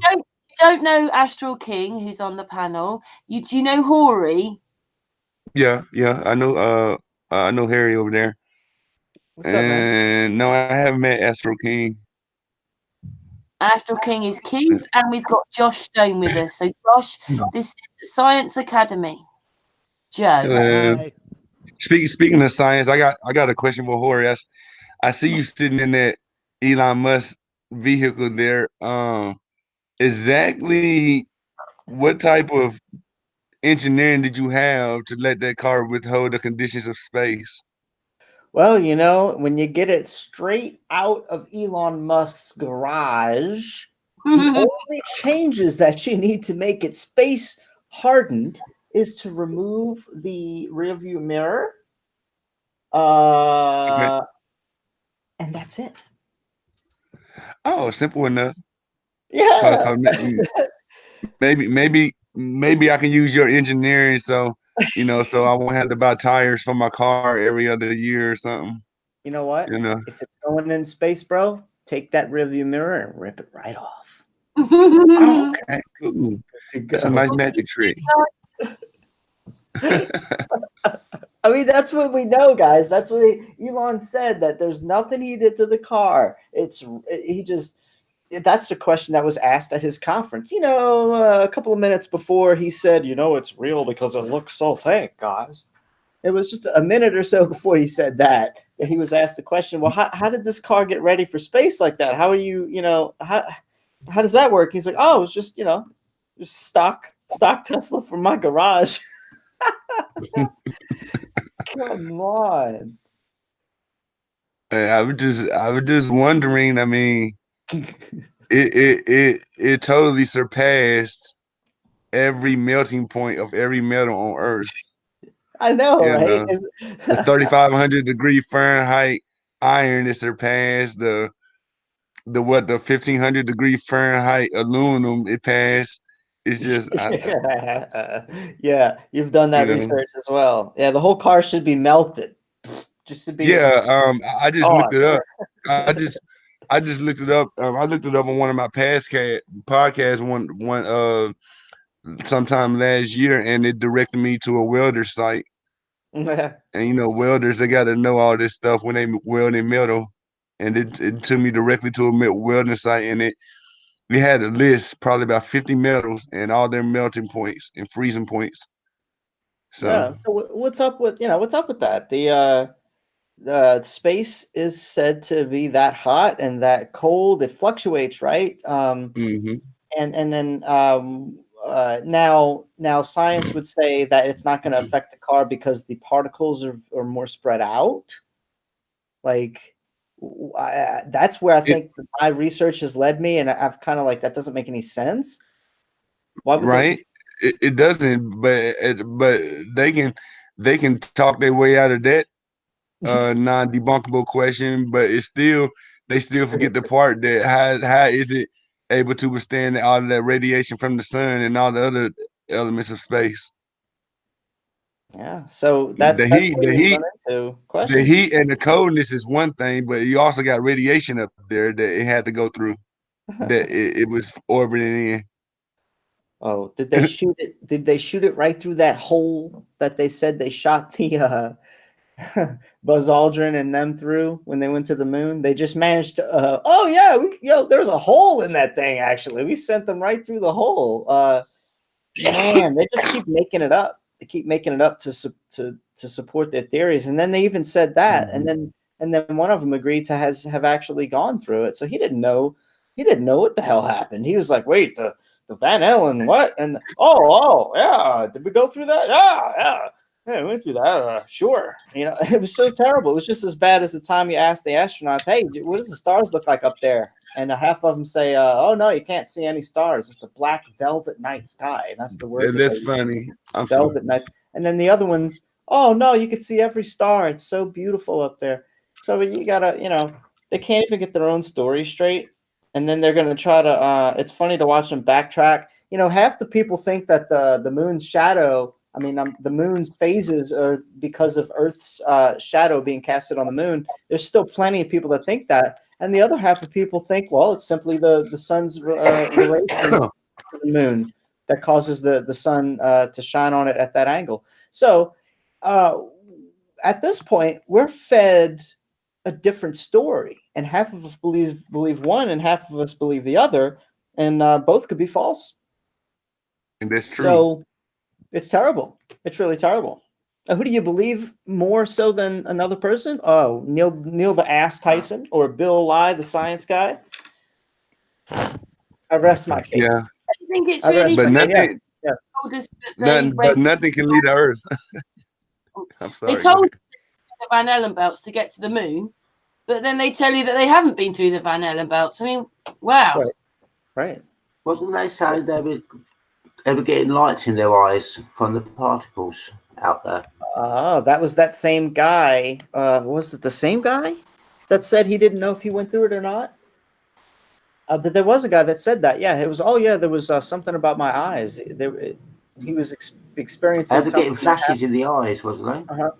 Yeah. So how did that happen to that guy? But the other guy that went through it was like, "No, did I go through him? Huh? What? Did I go through it?" Like, he didn't experience anything. So obviously they're fed these stories, and they're told to say the same kind of stuff, and that's why they get the word velvet night sky. Who would use the term velvet night sky? Like, I don't think I would describe anything with the term velvet, even if it deserved it much. But three people. I think once you get to a certain height, you can't see the stars. That's another thing. You have to get how many kilometers? What is it? Don't quote me on it. This is something like 35,000 kilometers before the stars disappear.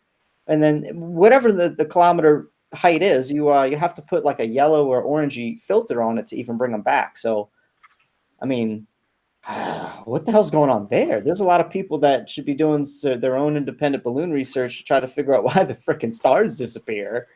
Why does the atmosphere have anything to do with bringing the stars back? Idea, by the way, that we don't really think about that much. If we have to burn through atmosphere to come back through, why isn't it burning on the way out? Right. I just seen the Earth. I told y'all the Earth was round. Y'all see that Earth in the background? Which one was that? Oh, did I miss it? I'm so disgusted by that Earth. Well, you missed it because we're spinning so fast that you won't be able to see it or feel it. Oh, there go the tank. There go the tank. I guess we can. Some tank. I was talking to somebody about the moon landing yesterday, and one of my other coworkers, he was like, I guess he found my way. He found him. He was like, he just walked up and he said the Earth is flat. He found this was his way of like trying to mock me or whatever. I said I said, so I mocked him right back. I said, man, I was like, man, you a fucking retard. The earth ain't flat. So I brought up some pictures from Google. I said, how would you even think that? Because I already knew what he was doing, but I turned around to be a bigger asshole. I said, what you talking about? I said, the earth ain't flat at all, man. Just look at all these inconsistent pictures of Google. I mean, whoever don't believe these pictures aren't real from Google is a stupid retard. I mean, why would they lie? Look at all these pictures at Google. I mean, I said, true enough, the oceans are different colors and the continents are different sizes, but I know we live on one of these. I know our world is one of these that we live on or whatever. And then but the other guy that I guess that that he told that or whatever, he was kind of more curious. So then this one I kind of got a little serious. I like, yeah, we went to the moon. I said, on the moon, if you go look at the lunar module, there's an intercom on the outside of the lunar module. And I'm like, who the hell were they talking to with the intercom on the thing?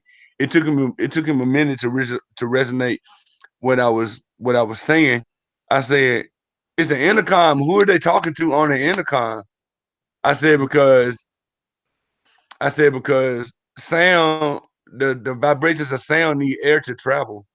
So why is there an intercom on the outside of the lunar module with no air, with no atmosphere to travel to make the sound waves travel from the intercom to the astronauts?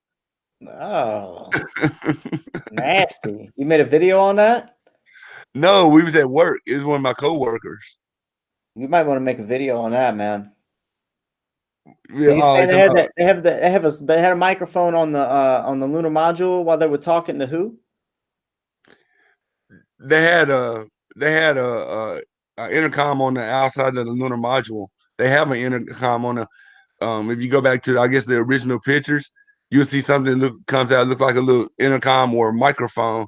So I'm saying like, what was the point of that? To talk to the people, to talk and give direction to the people walking the lunar surface? I mean, what was the point of that? Because if that was the case, how would that sound travel? How would it Sound travel making with a no travel. atmosphere? Yeah, I gotta check that out. I gotta check that out. Where are you saying that is again? On what video? No, it's just a picture. You just got to go back and look at the pictures. Yeah, let me see if I can bring it up. I gotta see. Let me see. I think Yeah, my brain can already visualize it, but I just got to see it for myself again because I think I know what you're talking about. Yeah, I'm gonna bring it up. Y'all go ahead and build. I'm gonna mute my mic and I'm gonna dig for this picture. Y'all go ahead real quick. All right. If you're gonna try to screen share, just make sure you're not gonna share the link to the Hangout. That's all. But hopefully he understands that because he streams as well. But are you into the moon hoax, Josh? I'll be right back, Karen.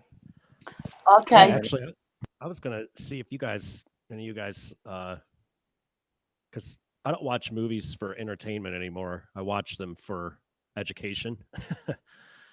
And I was wondering if any of you guys had watched the movie First Man yet. No. It's more about Neil Armstrong and kind of the missions that they were doing leading up to the moon. Right. A lot of truths in that movie.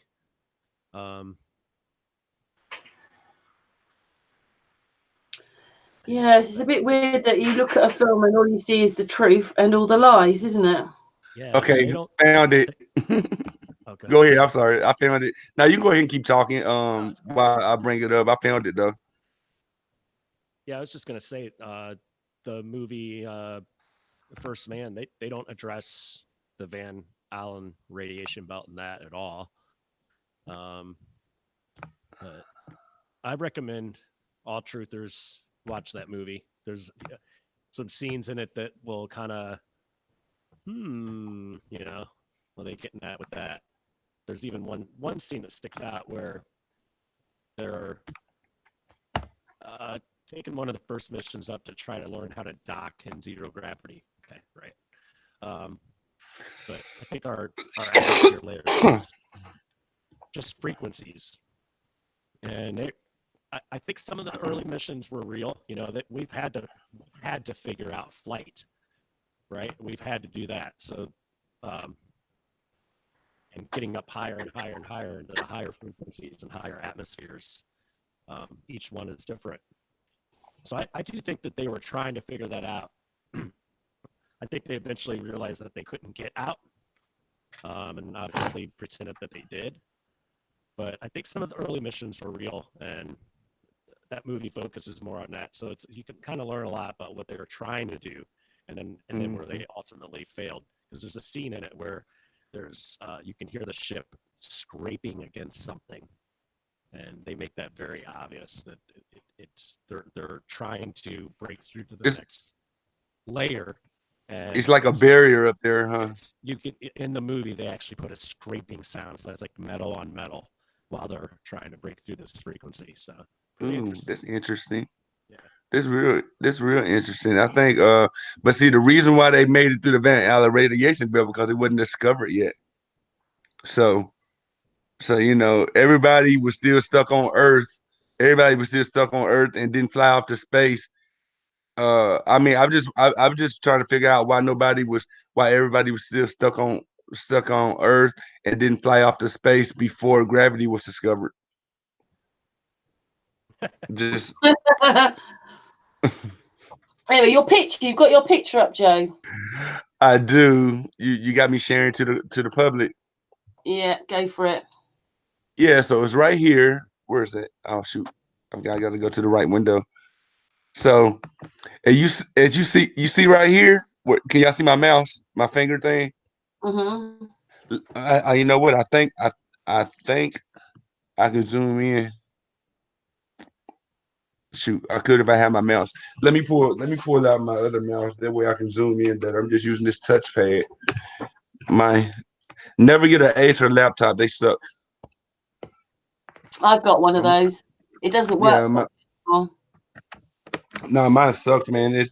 It sucks booty when I'm doing my damn podcast. It just it sucks. All right, so now let me see. Let's see if I can zoom in. All right, now y'all see right here. What the hell is this intercom doing here for? Like they can talk. I know this right here is just a replica, but this is a replica of the real thing. You know what I'm saying? And it's a big mic. Or this is you see it? It's like one of them dual speakers that you would see like at a football stadium or something or a baseball stadium. They even got this look like another one. So I'm wondering so any global believers out there, just answer me this. Why did they need what was the point of having this speaker if there is they talk their way out of it. The reason why we can hear them hammering the American flag, it moves. What they say, they hammered it and the sound traveled through their glove and into the microphone, but that still didn't make sense because even to travel through there, you still need an atmosphere. You know what I mean? Like just like if if it's real cold outside and windy, like 15 degrees, -10 degrees, right? And the wind is just blasting. The wind is blasting, and you, huh?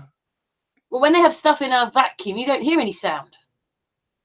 Exactly, because everything is void. When everything is void, there's nothing that can travel without a medium. You know, and there's it still didn't make no sense. Just like how they said they could still, we heard sounds of them hammering the American flag because the sound traveled through their cause the sound traveled through their glove or something, and it went up through the microphone that was in their helmet, but it was still space between the hammering of the pole and their glove. So even then, the sound still wouldn't travel. Just like as the example I was making, like getting to, as if it's real, if the wind is just blasting outside. Intercom then, Joe. How do you know that's an intercom? Because you've seen it bigger. Say what now? How do you know that's an intercom there? Because you can look at it. You can look at it. Oh well, I remember I think the beginning January 17, January 2017, Jake Gibson, when he went to that bar and did the open mic or whatever, he had pointed out. So I went to the picture myself and I got to looking. Like I already knew a lot of this other shit was bullshit, but as many times I looked at this picture, I never noticed the intercom. And then I got to thinking, I was like, yeah. I went to look at it myself. I was like, yeah, that is 2 speakers. And what's the point? What's the point of having speakers if there's no atmosphere to travel the sound from the speaker to the astronaut? Hey, what do you make of that, Josh or Keith? You see there? Are you there, Josh? I never realised that, actually. No, I didn't either. Let me see if I can blow it up some more. It looks that thing though, doesn't it? Can you zoom into it? Here it is. Here it is. Look, right here. Here's the actual lunar module at the museum right here. Boom. Ooh, this is a perfect picture, huh? Look at it. Ooh, I can zoom in more. There we go. Here we go. Look, like, what the heck? You know, it's just bullocks. Those are speakers. You know, these two. Well, hold on.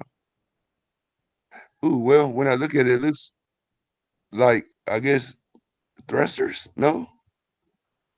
Where did I see that, man?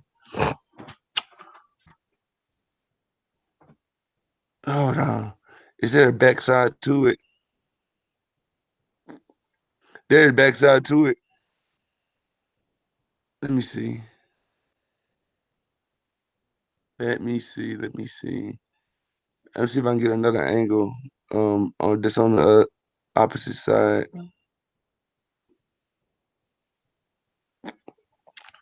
I wrote a song called Bubbles in Space. Maybe I should write one called Speakers in Space. Because looking at the ones that go up and down, it look like they could be thrusters, which I don't know why the thrusters would be up here and risk burning everything down here. So that still don't make sense. Even if these is it a thruster? That's what I'm saying. I said even if it is a thruster, it still wouldn't make no sense why they would be way up here and burn everything that's down here when they're activated. Well, so let's see. Can't they rotate the thruster so there's at any angle? Yeah, I can see if I can get a one from another side, from another angle. Oh, 1 of 55. Let's see. Let's click on this one. Let's click on this one. Well, hold on. Was this it that I'm mistaken for the speaker up here? Dang, it won't let me zoom in any farther on thing. Oh, there it is.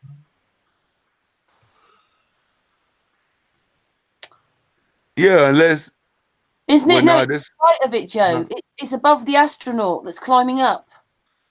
Where? Oh, just above his head. On the ladder. This one? Yeah, it's that, isn't it? No, that's what we just seen. That actually if I'm mistaken this part for the speaker, this my fault for that. That actually could be a quote unquote thruster, which again, that still really doesn't make any sense why the thruster should be up here and you know can burn anything that's around this area when they're activated. Not to mention the gas tank is. Not Maybe to mention the gas tank I was thought down they here, could. wasn't it? Huh? I thought they could swivel the thrusters around at the ankle. Right. That's what I was thinking. Plus, I think wasn't the gas tank down here somewhere, or the quote unquote oxidizer. So why would the thing be up here? The thrusters be up here when the gas tank is down here. That still don't make any sense. I'd be willing to say that, even if they actually did fly that thing somewhere, they didn't use gas at all. They used some sort of turbine. Because our jet planes don't use them, so why would they use them in space? Well, I heard them say is something true. about that on NASA, one of their videos, and it was saying that like a plane has one, but the shuttle has 3 auxiliary packs, and they said that's what flies the plane. Oh, On one of my videos, I have to tell you. Hashtag and they believe it. Let me see if I can find another. Oh shoot. Let me see if I can find another angle. They said it got 55 things here. It's just ridiculous, isn't it? It is. You just need some tin foil, and what is it? You need tin foil and sort of a sling. That's supposed to be like Horry.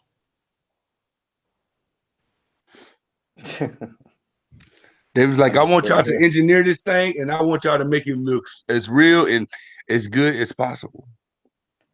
Oh my God. What is that supposed to be? They're making it. Exactly. I don't know, fam. This actually could be speakers.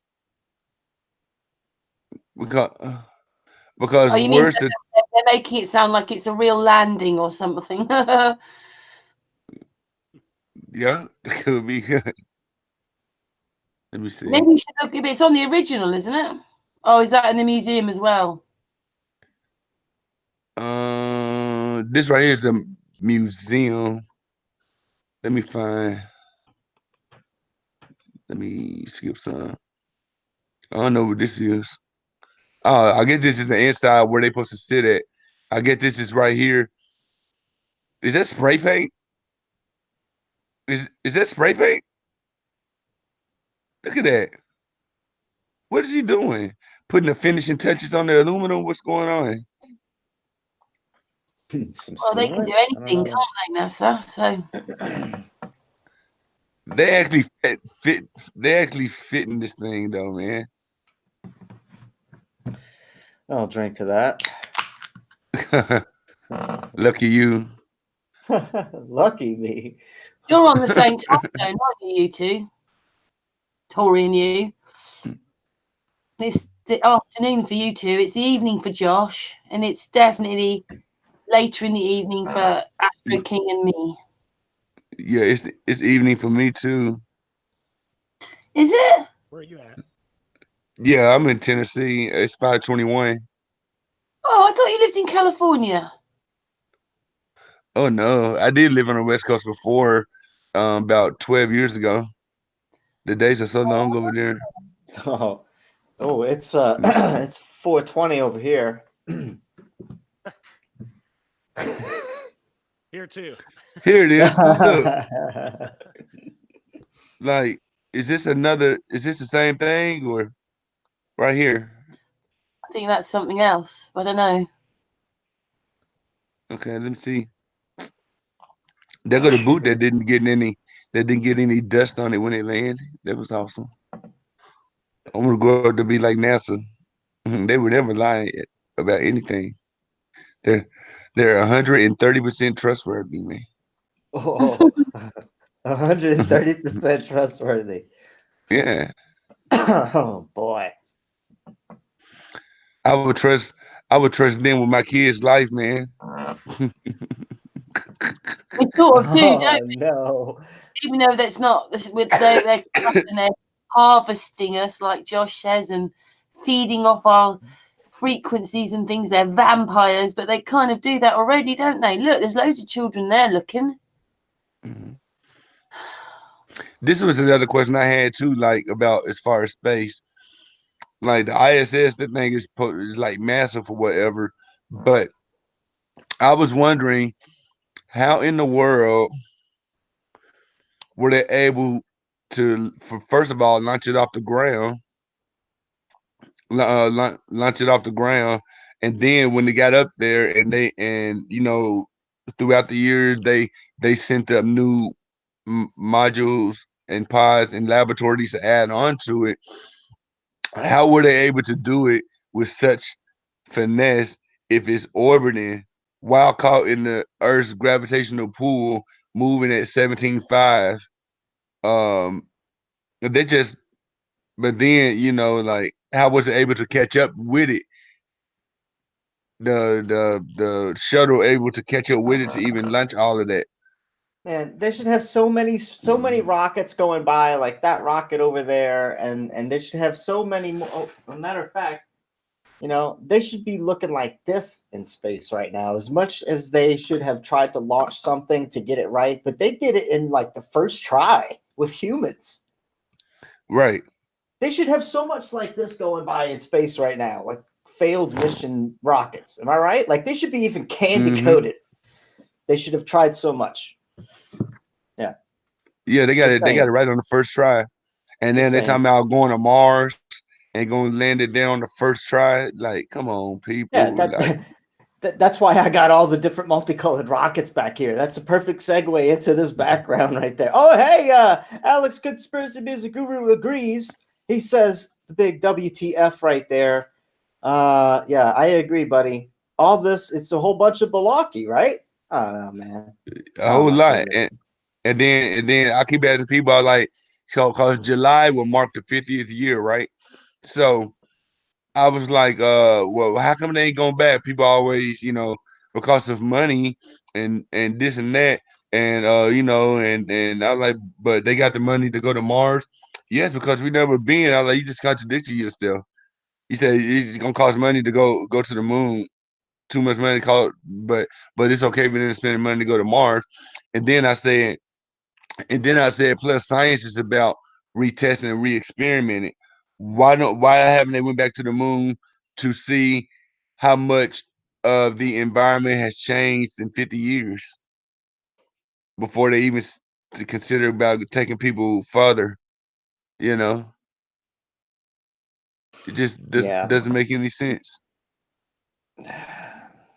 I swear they look like a speaker, because if that's a thruster, why the hell is a thruster aimed towards the damn module? Can I just say, with the way that they treat us, if they could land on the moon, we'd be landing on the moon now. Right. And then people like to say, well, you know, people like to say, you know, did you see, you know, China, was it China or Japan, that landed on the dark side of the moon? I was like, yeah, but tell me, how in the world did it get its light from, so you could see what was going on? It was like it was lights on the ship, but lights on the ship won't light up a whole entire surface of the moon, would it? I mean, you know, I asked people, I like, well, according to the globe model, I've taken pictures. I was like, you know, UK, I said London and America are directly across from one another, on opposite sides, according to the heliocentric model. And I said, so how is it possible that I'm able to see the moon here, but let's say it's 2:00? Oh, hold on. My son's knocking on the door. Give me a second. Yeah, that thing's so weird to look at, isn't it? That we could ever believe that kind of thing landed on the moon. It's stupid. I'm on a phone call, so try not to be too loud.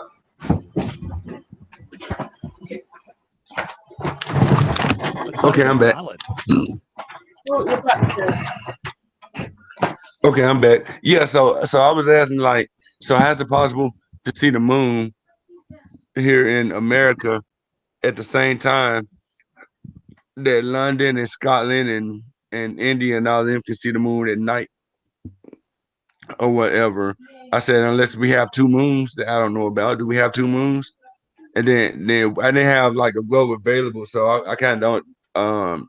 I was at work and the only example I really had was like a trash can, and I was like, since the trash can is round, I said, I just put it. I just kind of painted them the idea like America is here. I pointed to one handle of the trash can, and then I pointed to the other handle of the trash can. I said London is over here, and India and all of this stuff, and China and all, and Japan, all of that is over here. How is it possible that everybody in the U.S. can see a daytime moon while all of these countries over here can see it at night at the same time? How is that possible on the globe? They couldn't answer the question. And then I was like, I took a picture. I took a picture, and people from Scotland and everywhere else around the world that was nighttime. They posted their pictures of the moon right next to mine. They was like, "Well, how long was it?" I was like, "Some posted within minutes. I some I think posted about an hour or so after I posted my picture. But even an hour, even like an hour in between times, it still wouldn't have made a difference, huh?" what I mean to do is have a child ask the president or somebody like that, Neil deGrasse Tyson, how does that work? How can the moon be here and be televised all at the same time? That'd be good, wouldn't it? While he tries to lie to the child. Right. That'd be awesome. That would be awesome. Hold on real quick. I think my mother-in-law is here. Give me a second. Yeah. So have you done all your bit about them? Well, I know that Horry has. Have you done all your bit about? I know that AstroKing has. Is it one of your likes or not? Or likes, Josh? The moon? Yeah. Are we talking about the moon? Yeah. Is that something you like, debunking the moon, or you just do other things? Yeah, I did a couple videos on the moon where I've questioned, just throwing it out there, because of its transparency. If it is in fact some sort of reflection, not a projection, not a beam, a reflection somehow of Earth. Yes, you've been putting a lot of those up, haven't you? Yeah. I've gone into that idea. I'm not, I don't know. I can't get up there and test it myself, but I can get up really close with a camera, and you can definitely see through it. So we can see through reflections, and so much of our reality and our construct that we live in is based off of reflections. And I always challenge myself to try to go more than 10 seconds or even 5 seconds just looking around a room without seeing some sort of reflection. And unless it's pitch black, you always see some sort of reflection. So they're everywhere. So I don't know. It makes sense to me that the moon would be some sort of reflection, because it's not solid. That's what convinces me that they've not gone to the moon, is because it's not solid. Yeah, we've seen stars through it, right? Oh, go ahead. Well, no, go ahead. I also have another question. Like, vibrations basically need like some type of air or medium to travel, and so if sound waves need that, right? And sound, and if sound is impossible in space, isn't it safe to say that light vibrations can't travel in space either without a medium? Cause what carries the light? What's going to carry? How does light carry in a void? Right. You think it would just disperse, like implode in and of itself. Well, aren't they expecting us to believe that? Because if we're in a vacuum of space, the sun is out there coming towards us, looking through the vacuum of space, giving us light. That's what they're saying. Yeah, and I would think that it would break the laws of thermodynamics, because how like it travels? How would the sun travel through space, through the coldness of space, and then it heats back up when it gets to Earth? It doesn't make any sense. Like anything cold, it's like anything hot can become cold, but anything cold cannot become hot without a source of heat. However, it can become it can become equal equivalent to the atmosphere around it, or the temperature around it. Like, for instance, like a pot of coffee, you heat up a pot of coffee and the pot of coffee cools off. It cools off and it becomes ice cold. Now, let's say the coffee is 165 degrees and it cools down to maybe 30 degrees, right? But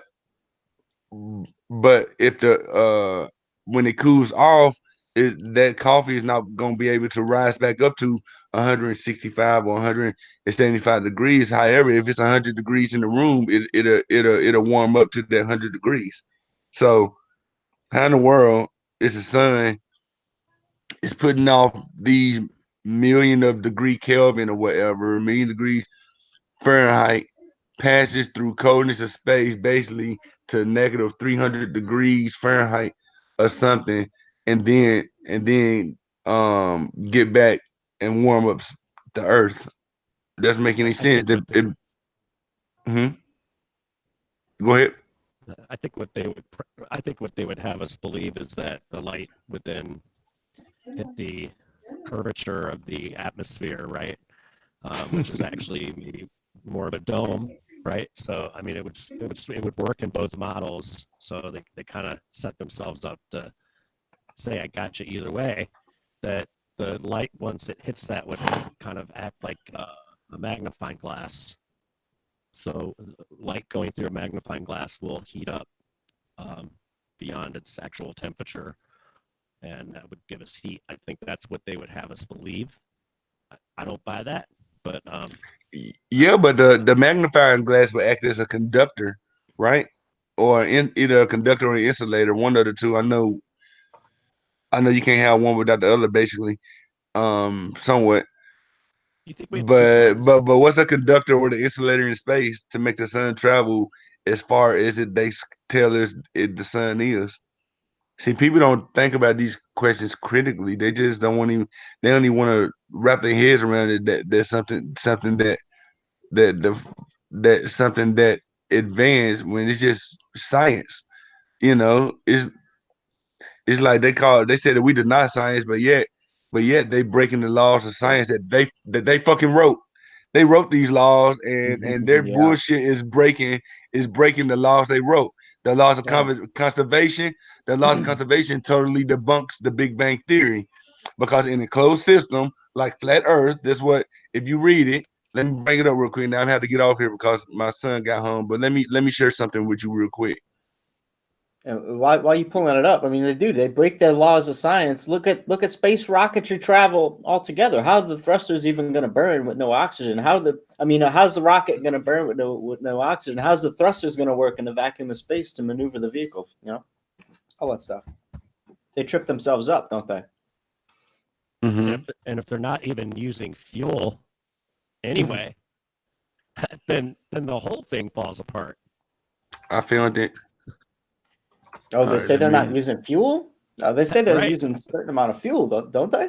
They say they're using fuel and everything that flies, but I don't think they are. So that's my perspective. Oh yeah. So like when I interject that kind of that little piece into any equation that's going on. They said the auxiliary Everything. packs fly the shuttle. I'm sorry. What's that? What's that? They said on one of their videos I was watching, they were talking, and ground control was sort of saying, well, they've got 3 auxiliary packs and that's what flies the shuttle.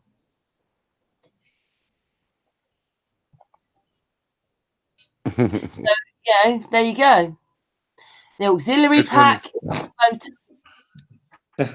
Yeah, what's this That's auxiliary funny. pack consist of?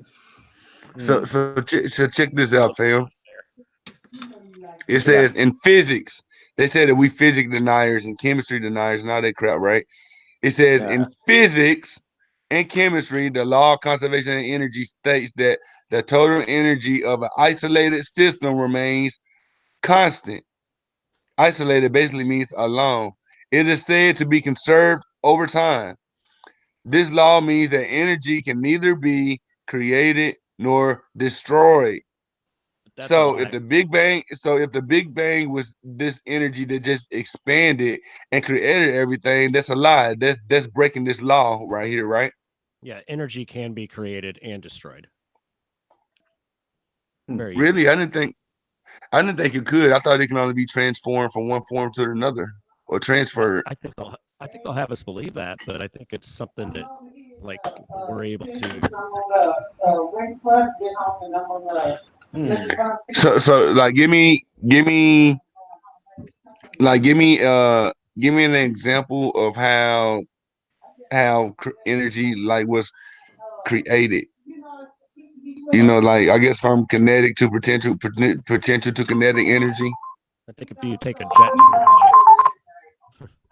turbine, if you take a jet turbine and whose phone's that?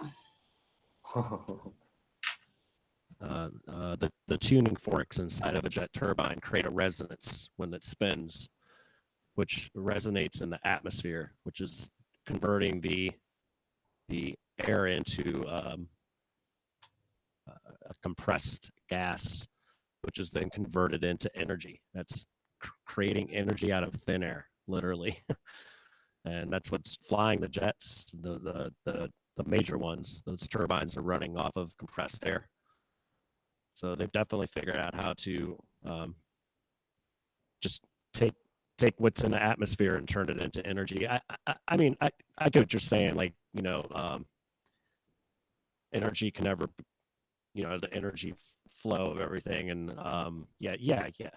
I agree. Like, I agree with it too, but there are some of that's misdirection too, because Joe says he's got to go. His brother's wrong or something. Well, yeah, he told me to come over there and grab something. He just lives next door, and that sucks because I wanted to go into the law of conservation of mass as well to prove that the Earth wasn't. Have to come back and do it another day. Are you on tomorrow? Oh, tomorrow we're doing this stone stuff. Okay. We'll arrange it. We'll talk to each other and message you. All right. Sure enough. I'll be there. Good again. It's good to see you again, Horry and AstroKing and Josh. Thank you, and thank you again, Karen. Love you much. Nice meeting you. Oh, thank you, Joe. Love you too. Bye, JP. See you later. Yeah, Bye bye. See you later.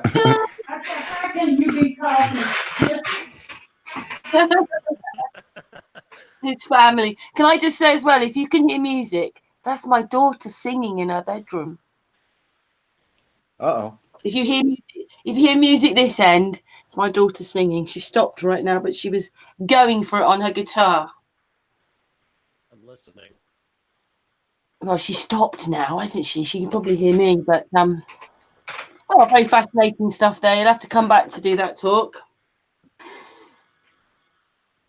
But well, I just think it's really crazy that you can make somewhere and completely lie about it and everybody believes you. What a great plan that was. Yeah, they've got definitely everybody under a lot of spells I always say magic is real, because that's what they're using on us. Magic. Yeah, spell. We need Spells. Horry to get the Tesla car. Needs to go. You need to, like, what do you call it? You need to go around in the Tesla car and free people, Horry.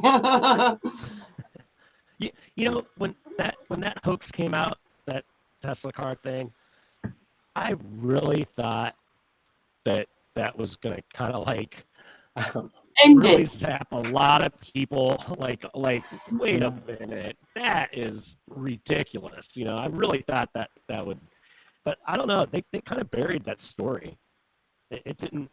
I mean, it almost went mainstream, and then I think they buried it. I think they realized just how ridiculous it was.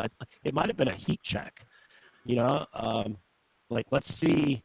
I think they do that sometimes. They throw some really bizarre, wacky stuff out there just to kind of see and see where people are at. So this is one big psychological operation they're playing on us. They're always going to throw test status and test our, reaction. Well, I'm just wondering how many people actually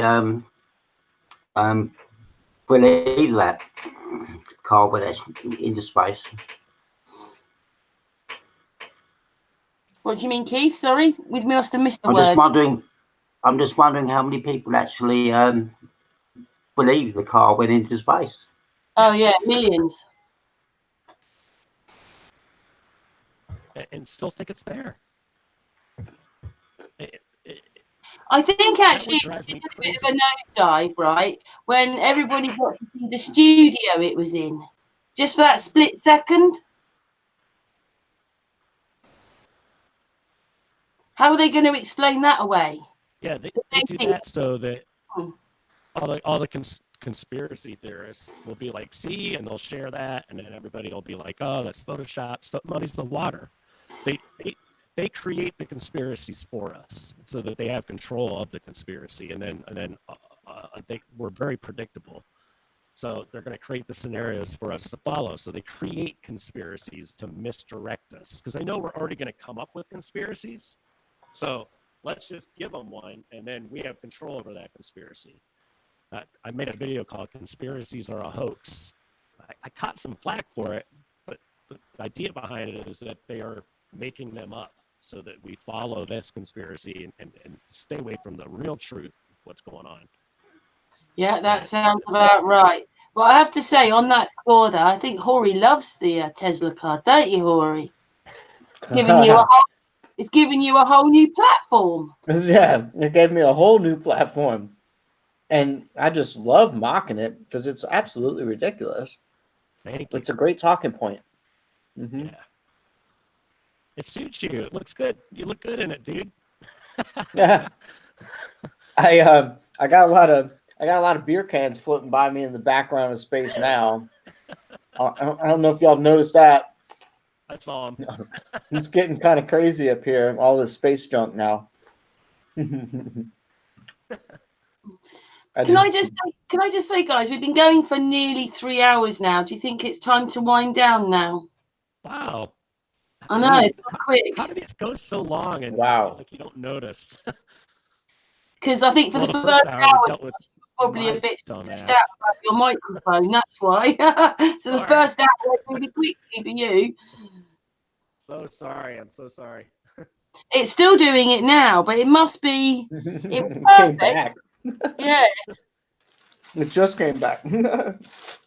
Of course, because we mentioned it. Yeah. Well, just on the way out then. Josh, what's your next video? I don't know. You do know. You'll have the next one sitting in your mind. I have some brewing in my head, and I don't force it because I work on so many different subjects. Usually later at night, when I'm kind of winding down, is when I kind of let it just take over me. Like when I used to, well, still do a little bit, but like when I write music, it's organic, and I kind of like, this is what I'm feeling right now. I might have been thinking about something all day. Like, yeah, I kind of want to work on something like this tonight.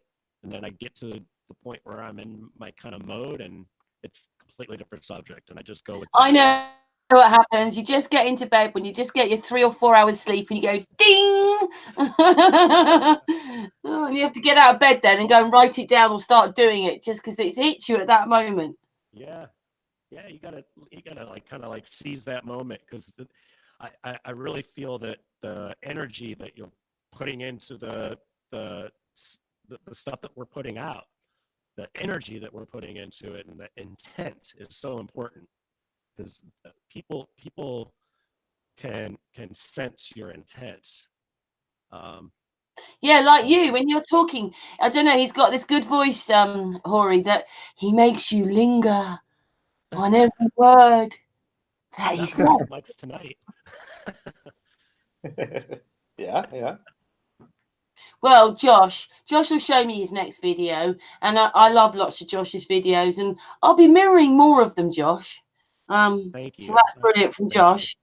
What about you, Horry? What are you going to be flat to next? Well, let's see. I have episode 13 coming out soon. Probably in the next couple of days, I'll be wrapping the Flat Earth Digest episode 13 up. And so if anybody has any news or anything they want to promote, send it my way, horrysheetproductions@gmail.com. Any Flat Earth news, any stuff that you do for Flat Earth as far as activism or anything like that, send it my way and I'll promote that channel. Josh, you'll have to send Horry your frequency food diet. If it's Flat Earth related, I'll talk about it on the show. That's all. If it's Flat Earth related news or activism or something cool, the news show is Flat Earth show. The news show is Earth related, is what I'm about to say. And what else am I got going on? That's pretty much it right now. I'm working a lot off air right now, trying to get some money to fix this computer. And this guy, boy, I tell you, this dude with this video, I just increased it to another $80. So whatever 580 plus another 80 is, that's a whopping video. But now that I just got a haircut, I won't be able to do the fixes for this dude's video because I won't look the same. So like now I'm gonna have to wait like 2 more weeks to do this dude's video. It's just upsetting the world of freelance videography. But yeah, that's what I'm going to be doing. I'm going to probably be streaming a little bit more after I complete the work that I have. So you'll see me a little bit more in about a week from now. Yeah. Joe Mama goes, Horry, in the chat room. Joe Mama, what's up? That was so fun. It was so fun meeting Joe Mama at the conference. Oh, man. Did you go to the conference, Josh? No, I haven't. Just very quickly on there, AstroKing, what are you going to be up to then? It's got on mute. Is he there? Yeah, hello, yeah. I'm not really sure, but I'm just going to sort of carry on having a look at things and see what's going on. A lot of things to do with the mud flood is interesting at the moment, and a lot of people have got a lot of ideas what that is, so I'm sort of following that up a bit. Good for you. And come back in Sun and Moon's chat room as well. Yeah, I'll have to report back to see what I've uncovered. I've got a few ideas about what's going on, and it doesn't look very good at the moment, but I'll have to see. Oh, that doesn't sound very good then. No, I think we have a reset, which happens every 250 years or so, and it's something on the lines of that. Yeah, well, we're going to probably find out, aren't we, in our generational time, because whether these things were hoaxes as well. We'll find it all out, won't we? Hopefully, well, not maybe or whatever in the next so many years, won't we? Well, I think everyone. I think it's sort of out of our control. I don't think it's man-made. I think it's. I think it's perfectly natural. Something an event which happens every once in a while, and I think that's what the big cover-up is. Well, yeah, definitely covering it. Oh, sorry, carry on, Josh. Oh no, it's cool. I was just saying I agree with that for sure. I think there's definitely some sort of next kind of scheduled organically or whatever, some sort of changeover, another one coming. When? I don't know, but I mean, it's definitely happened before. There's evidence of it everywhere. Because I study a lot of the rocks and all the leftover technology from the last one. So it's out there, and all that stuff's kept in national parks and state parks. So it's all owned by the, owned all that land where you can find that evidence. They use pareidolia. What I was thinking is that the Genesis chapter 1, which says in the beginning, I think this happens every once in a while, and I think that's a cover-up. Yeah. Well, I kind of got this feeling that the Bible is some kind of code book, and if we don't understand the etymology of the words, we're not going to read it right. So I think it's much more of a code book than you think it is. Yeah, and it's been translated into English, English is just a language used to completely keep us under spells. So anyway, we will come back to this. We've been going 3 hours now, and it's been really great. We've got through all the technical problems with before we came on air, why we were on air. So anyway, thank you so much, everybody, for bearing with us and for listening. It's been really great to have, Joe was on, Science Academy, AstroKing, Josh, and Josh Stone, and of course the Horry Sheet Show. Thank you for having me, Karen. It's been a great time today. Appreciate it. It's absolutely brilliant. We'll say goodbye to each other off air, but we're going to say goodbye to everybody on air, and thank you so much for staying with us. Mwah. See you tomorrow.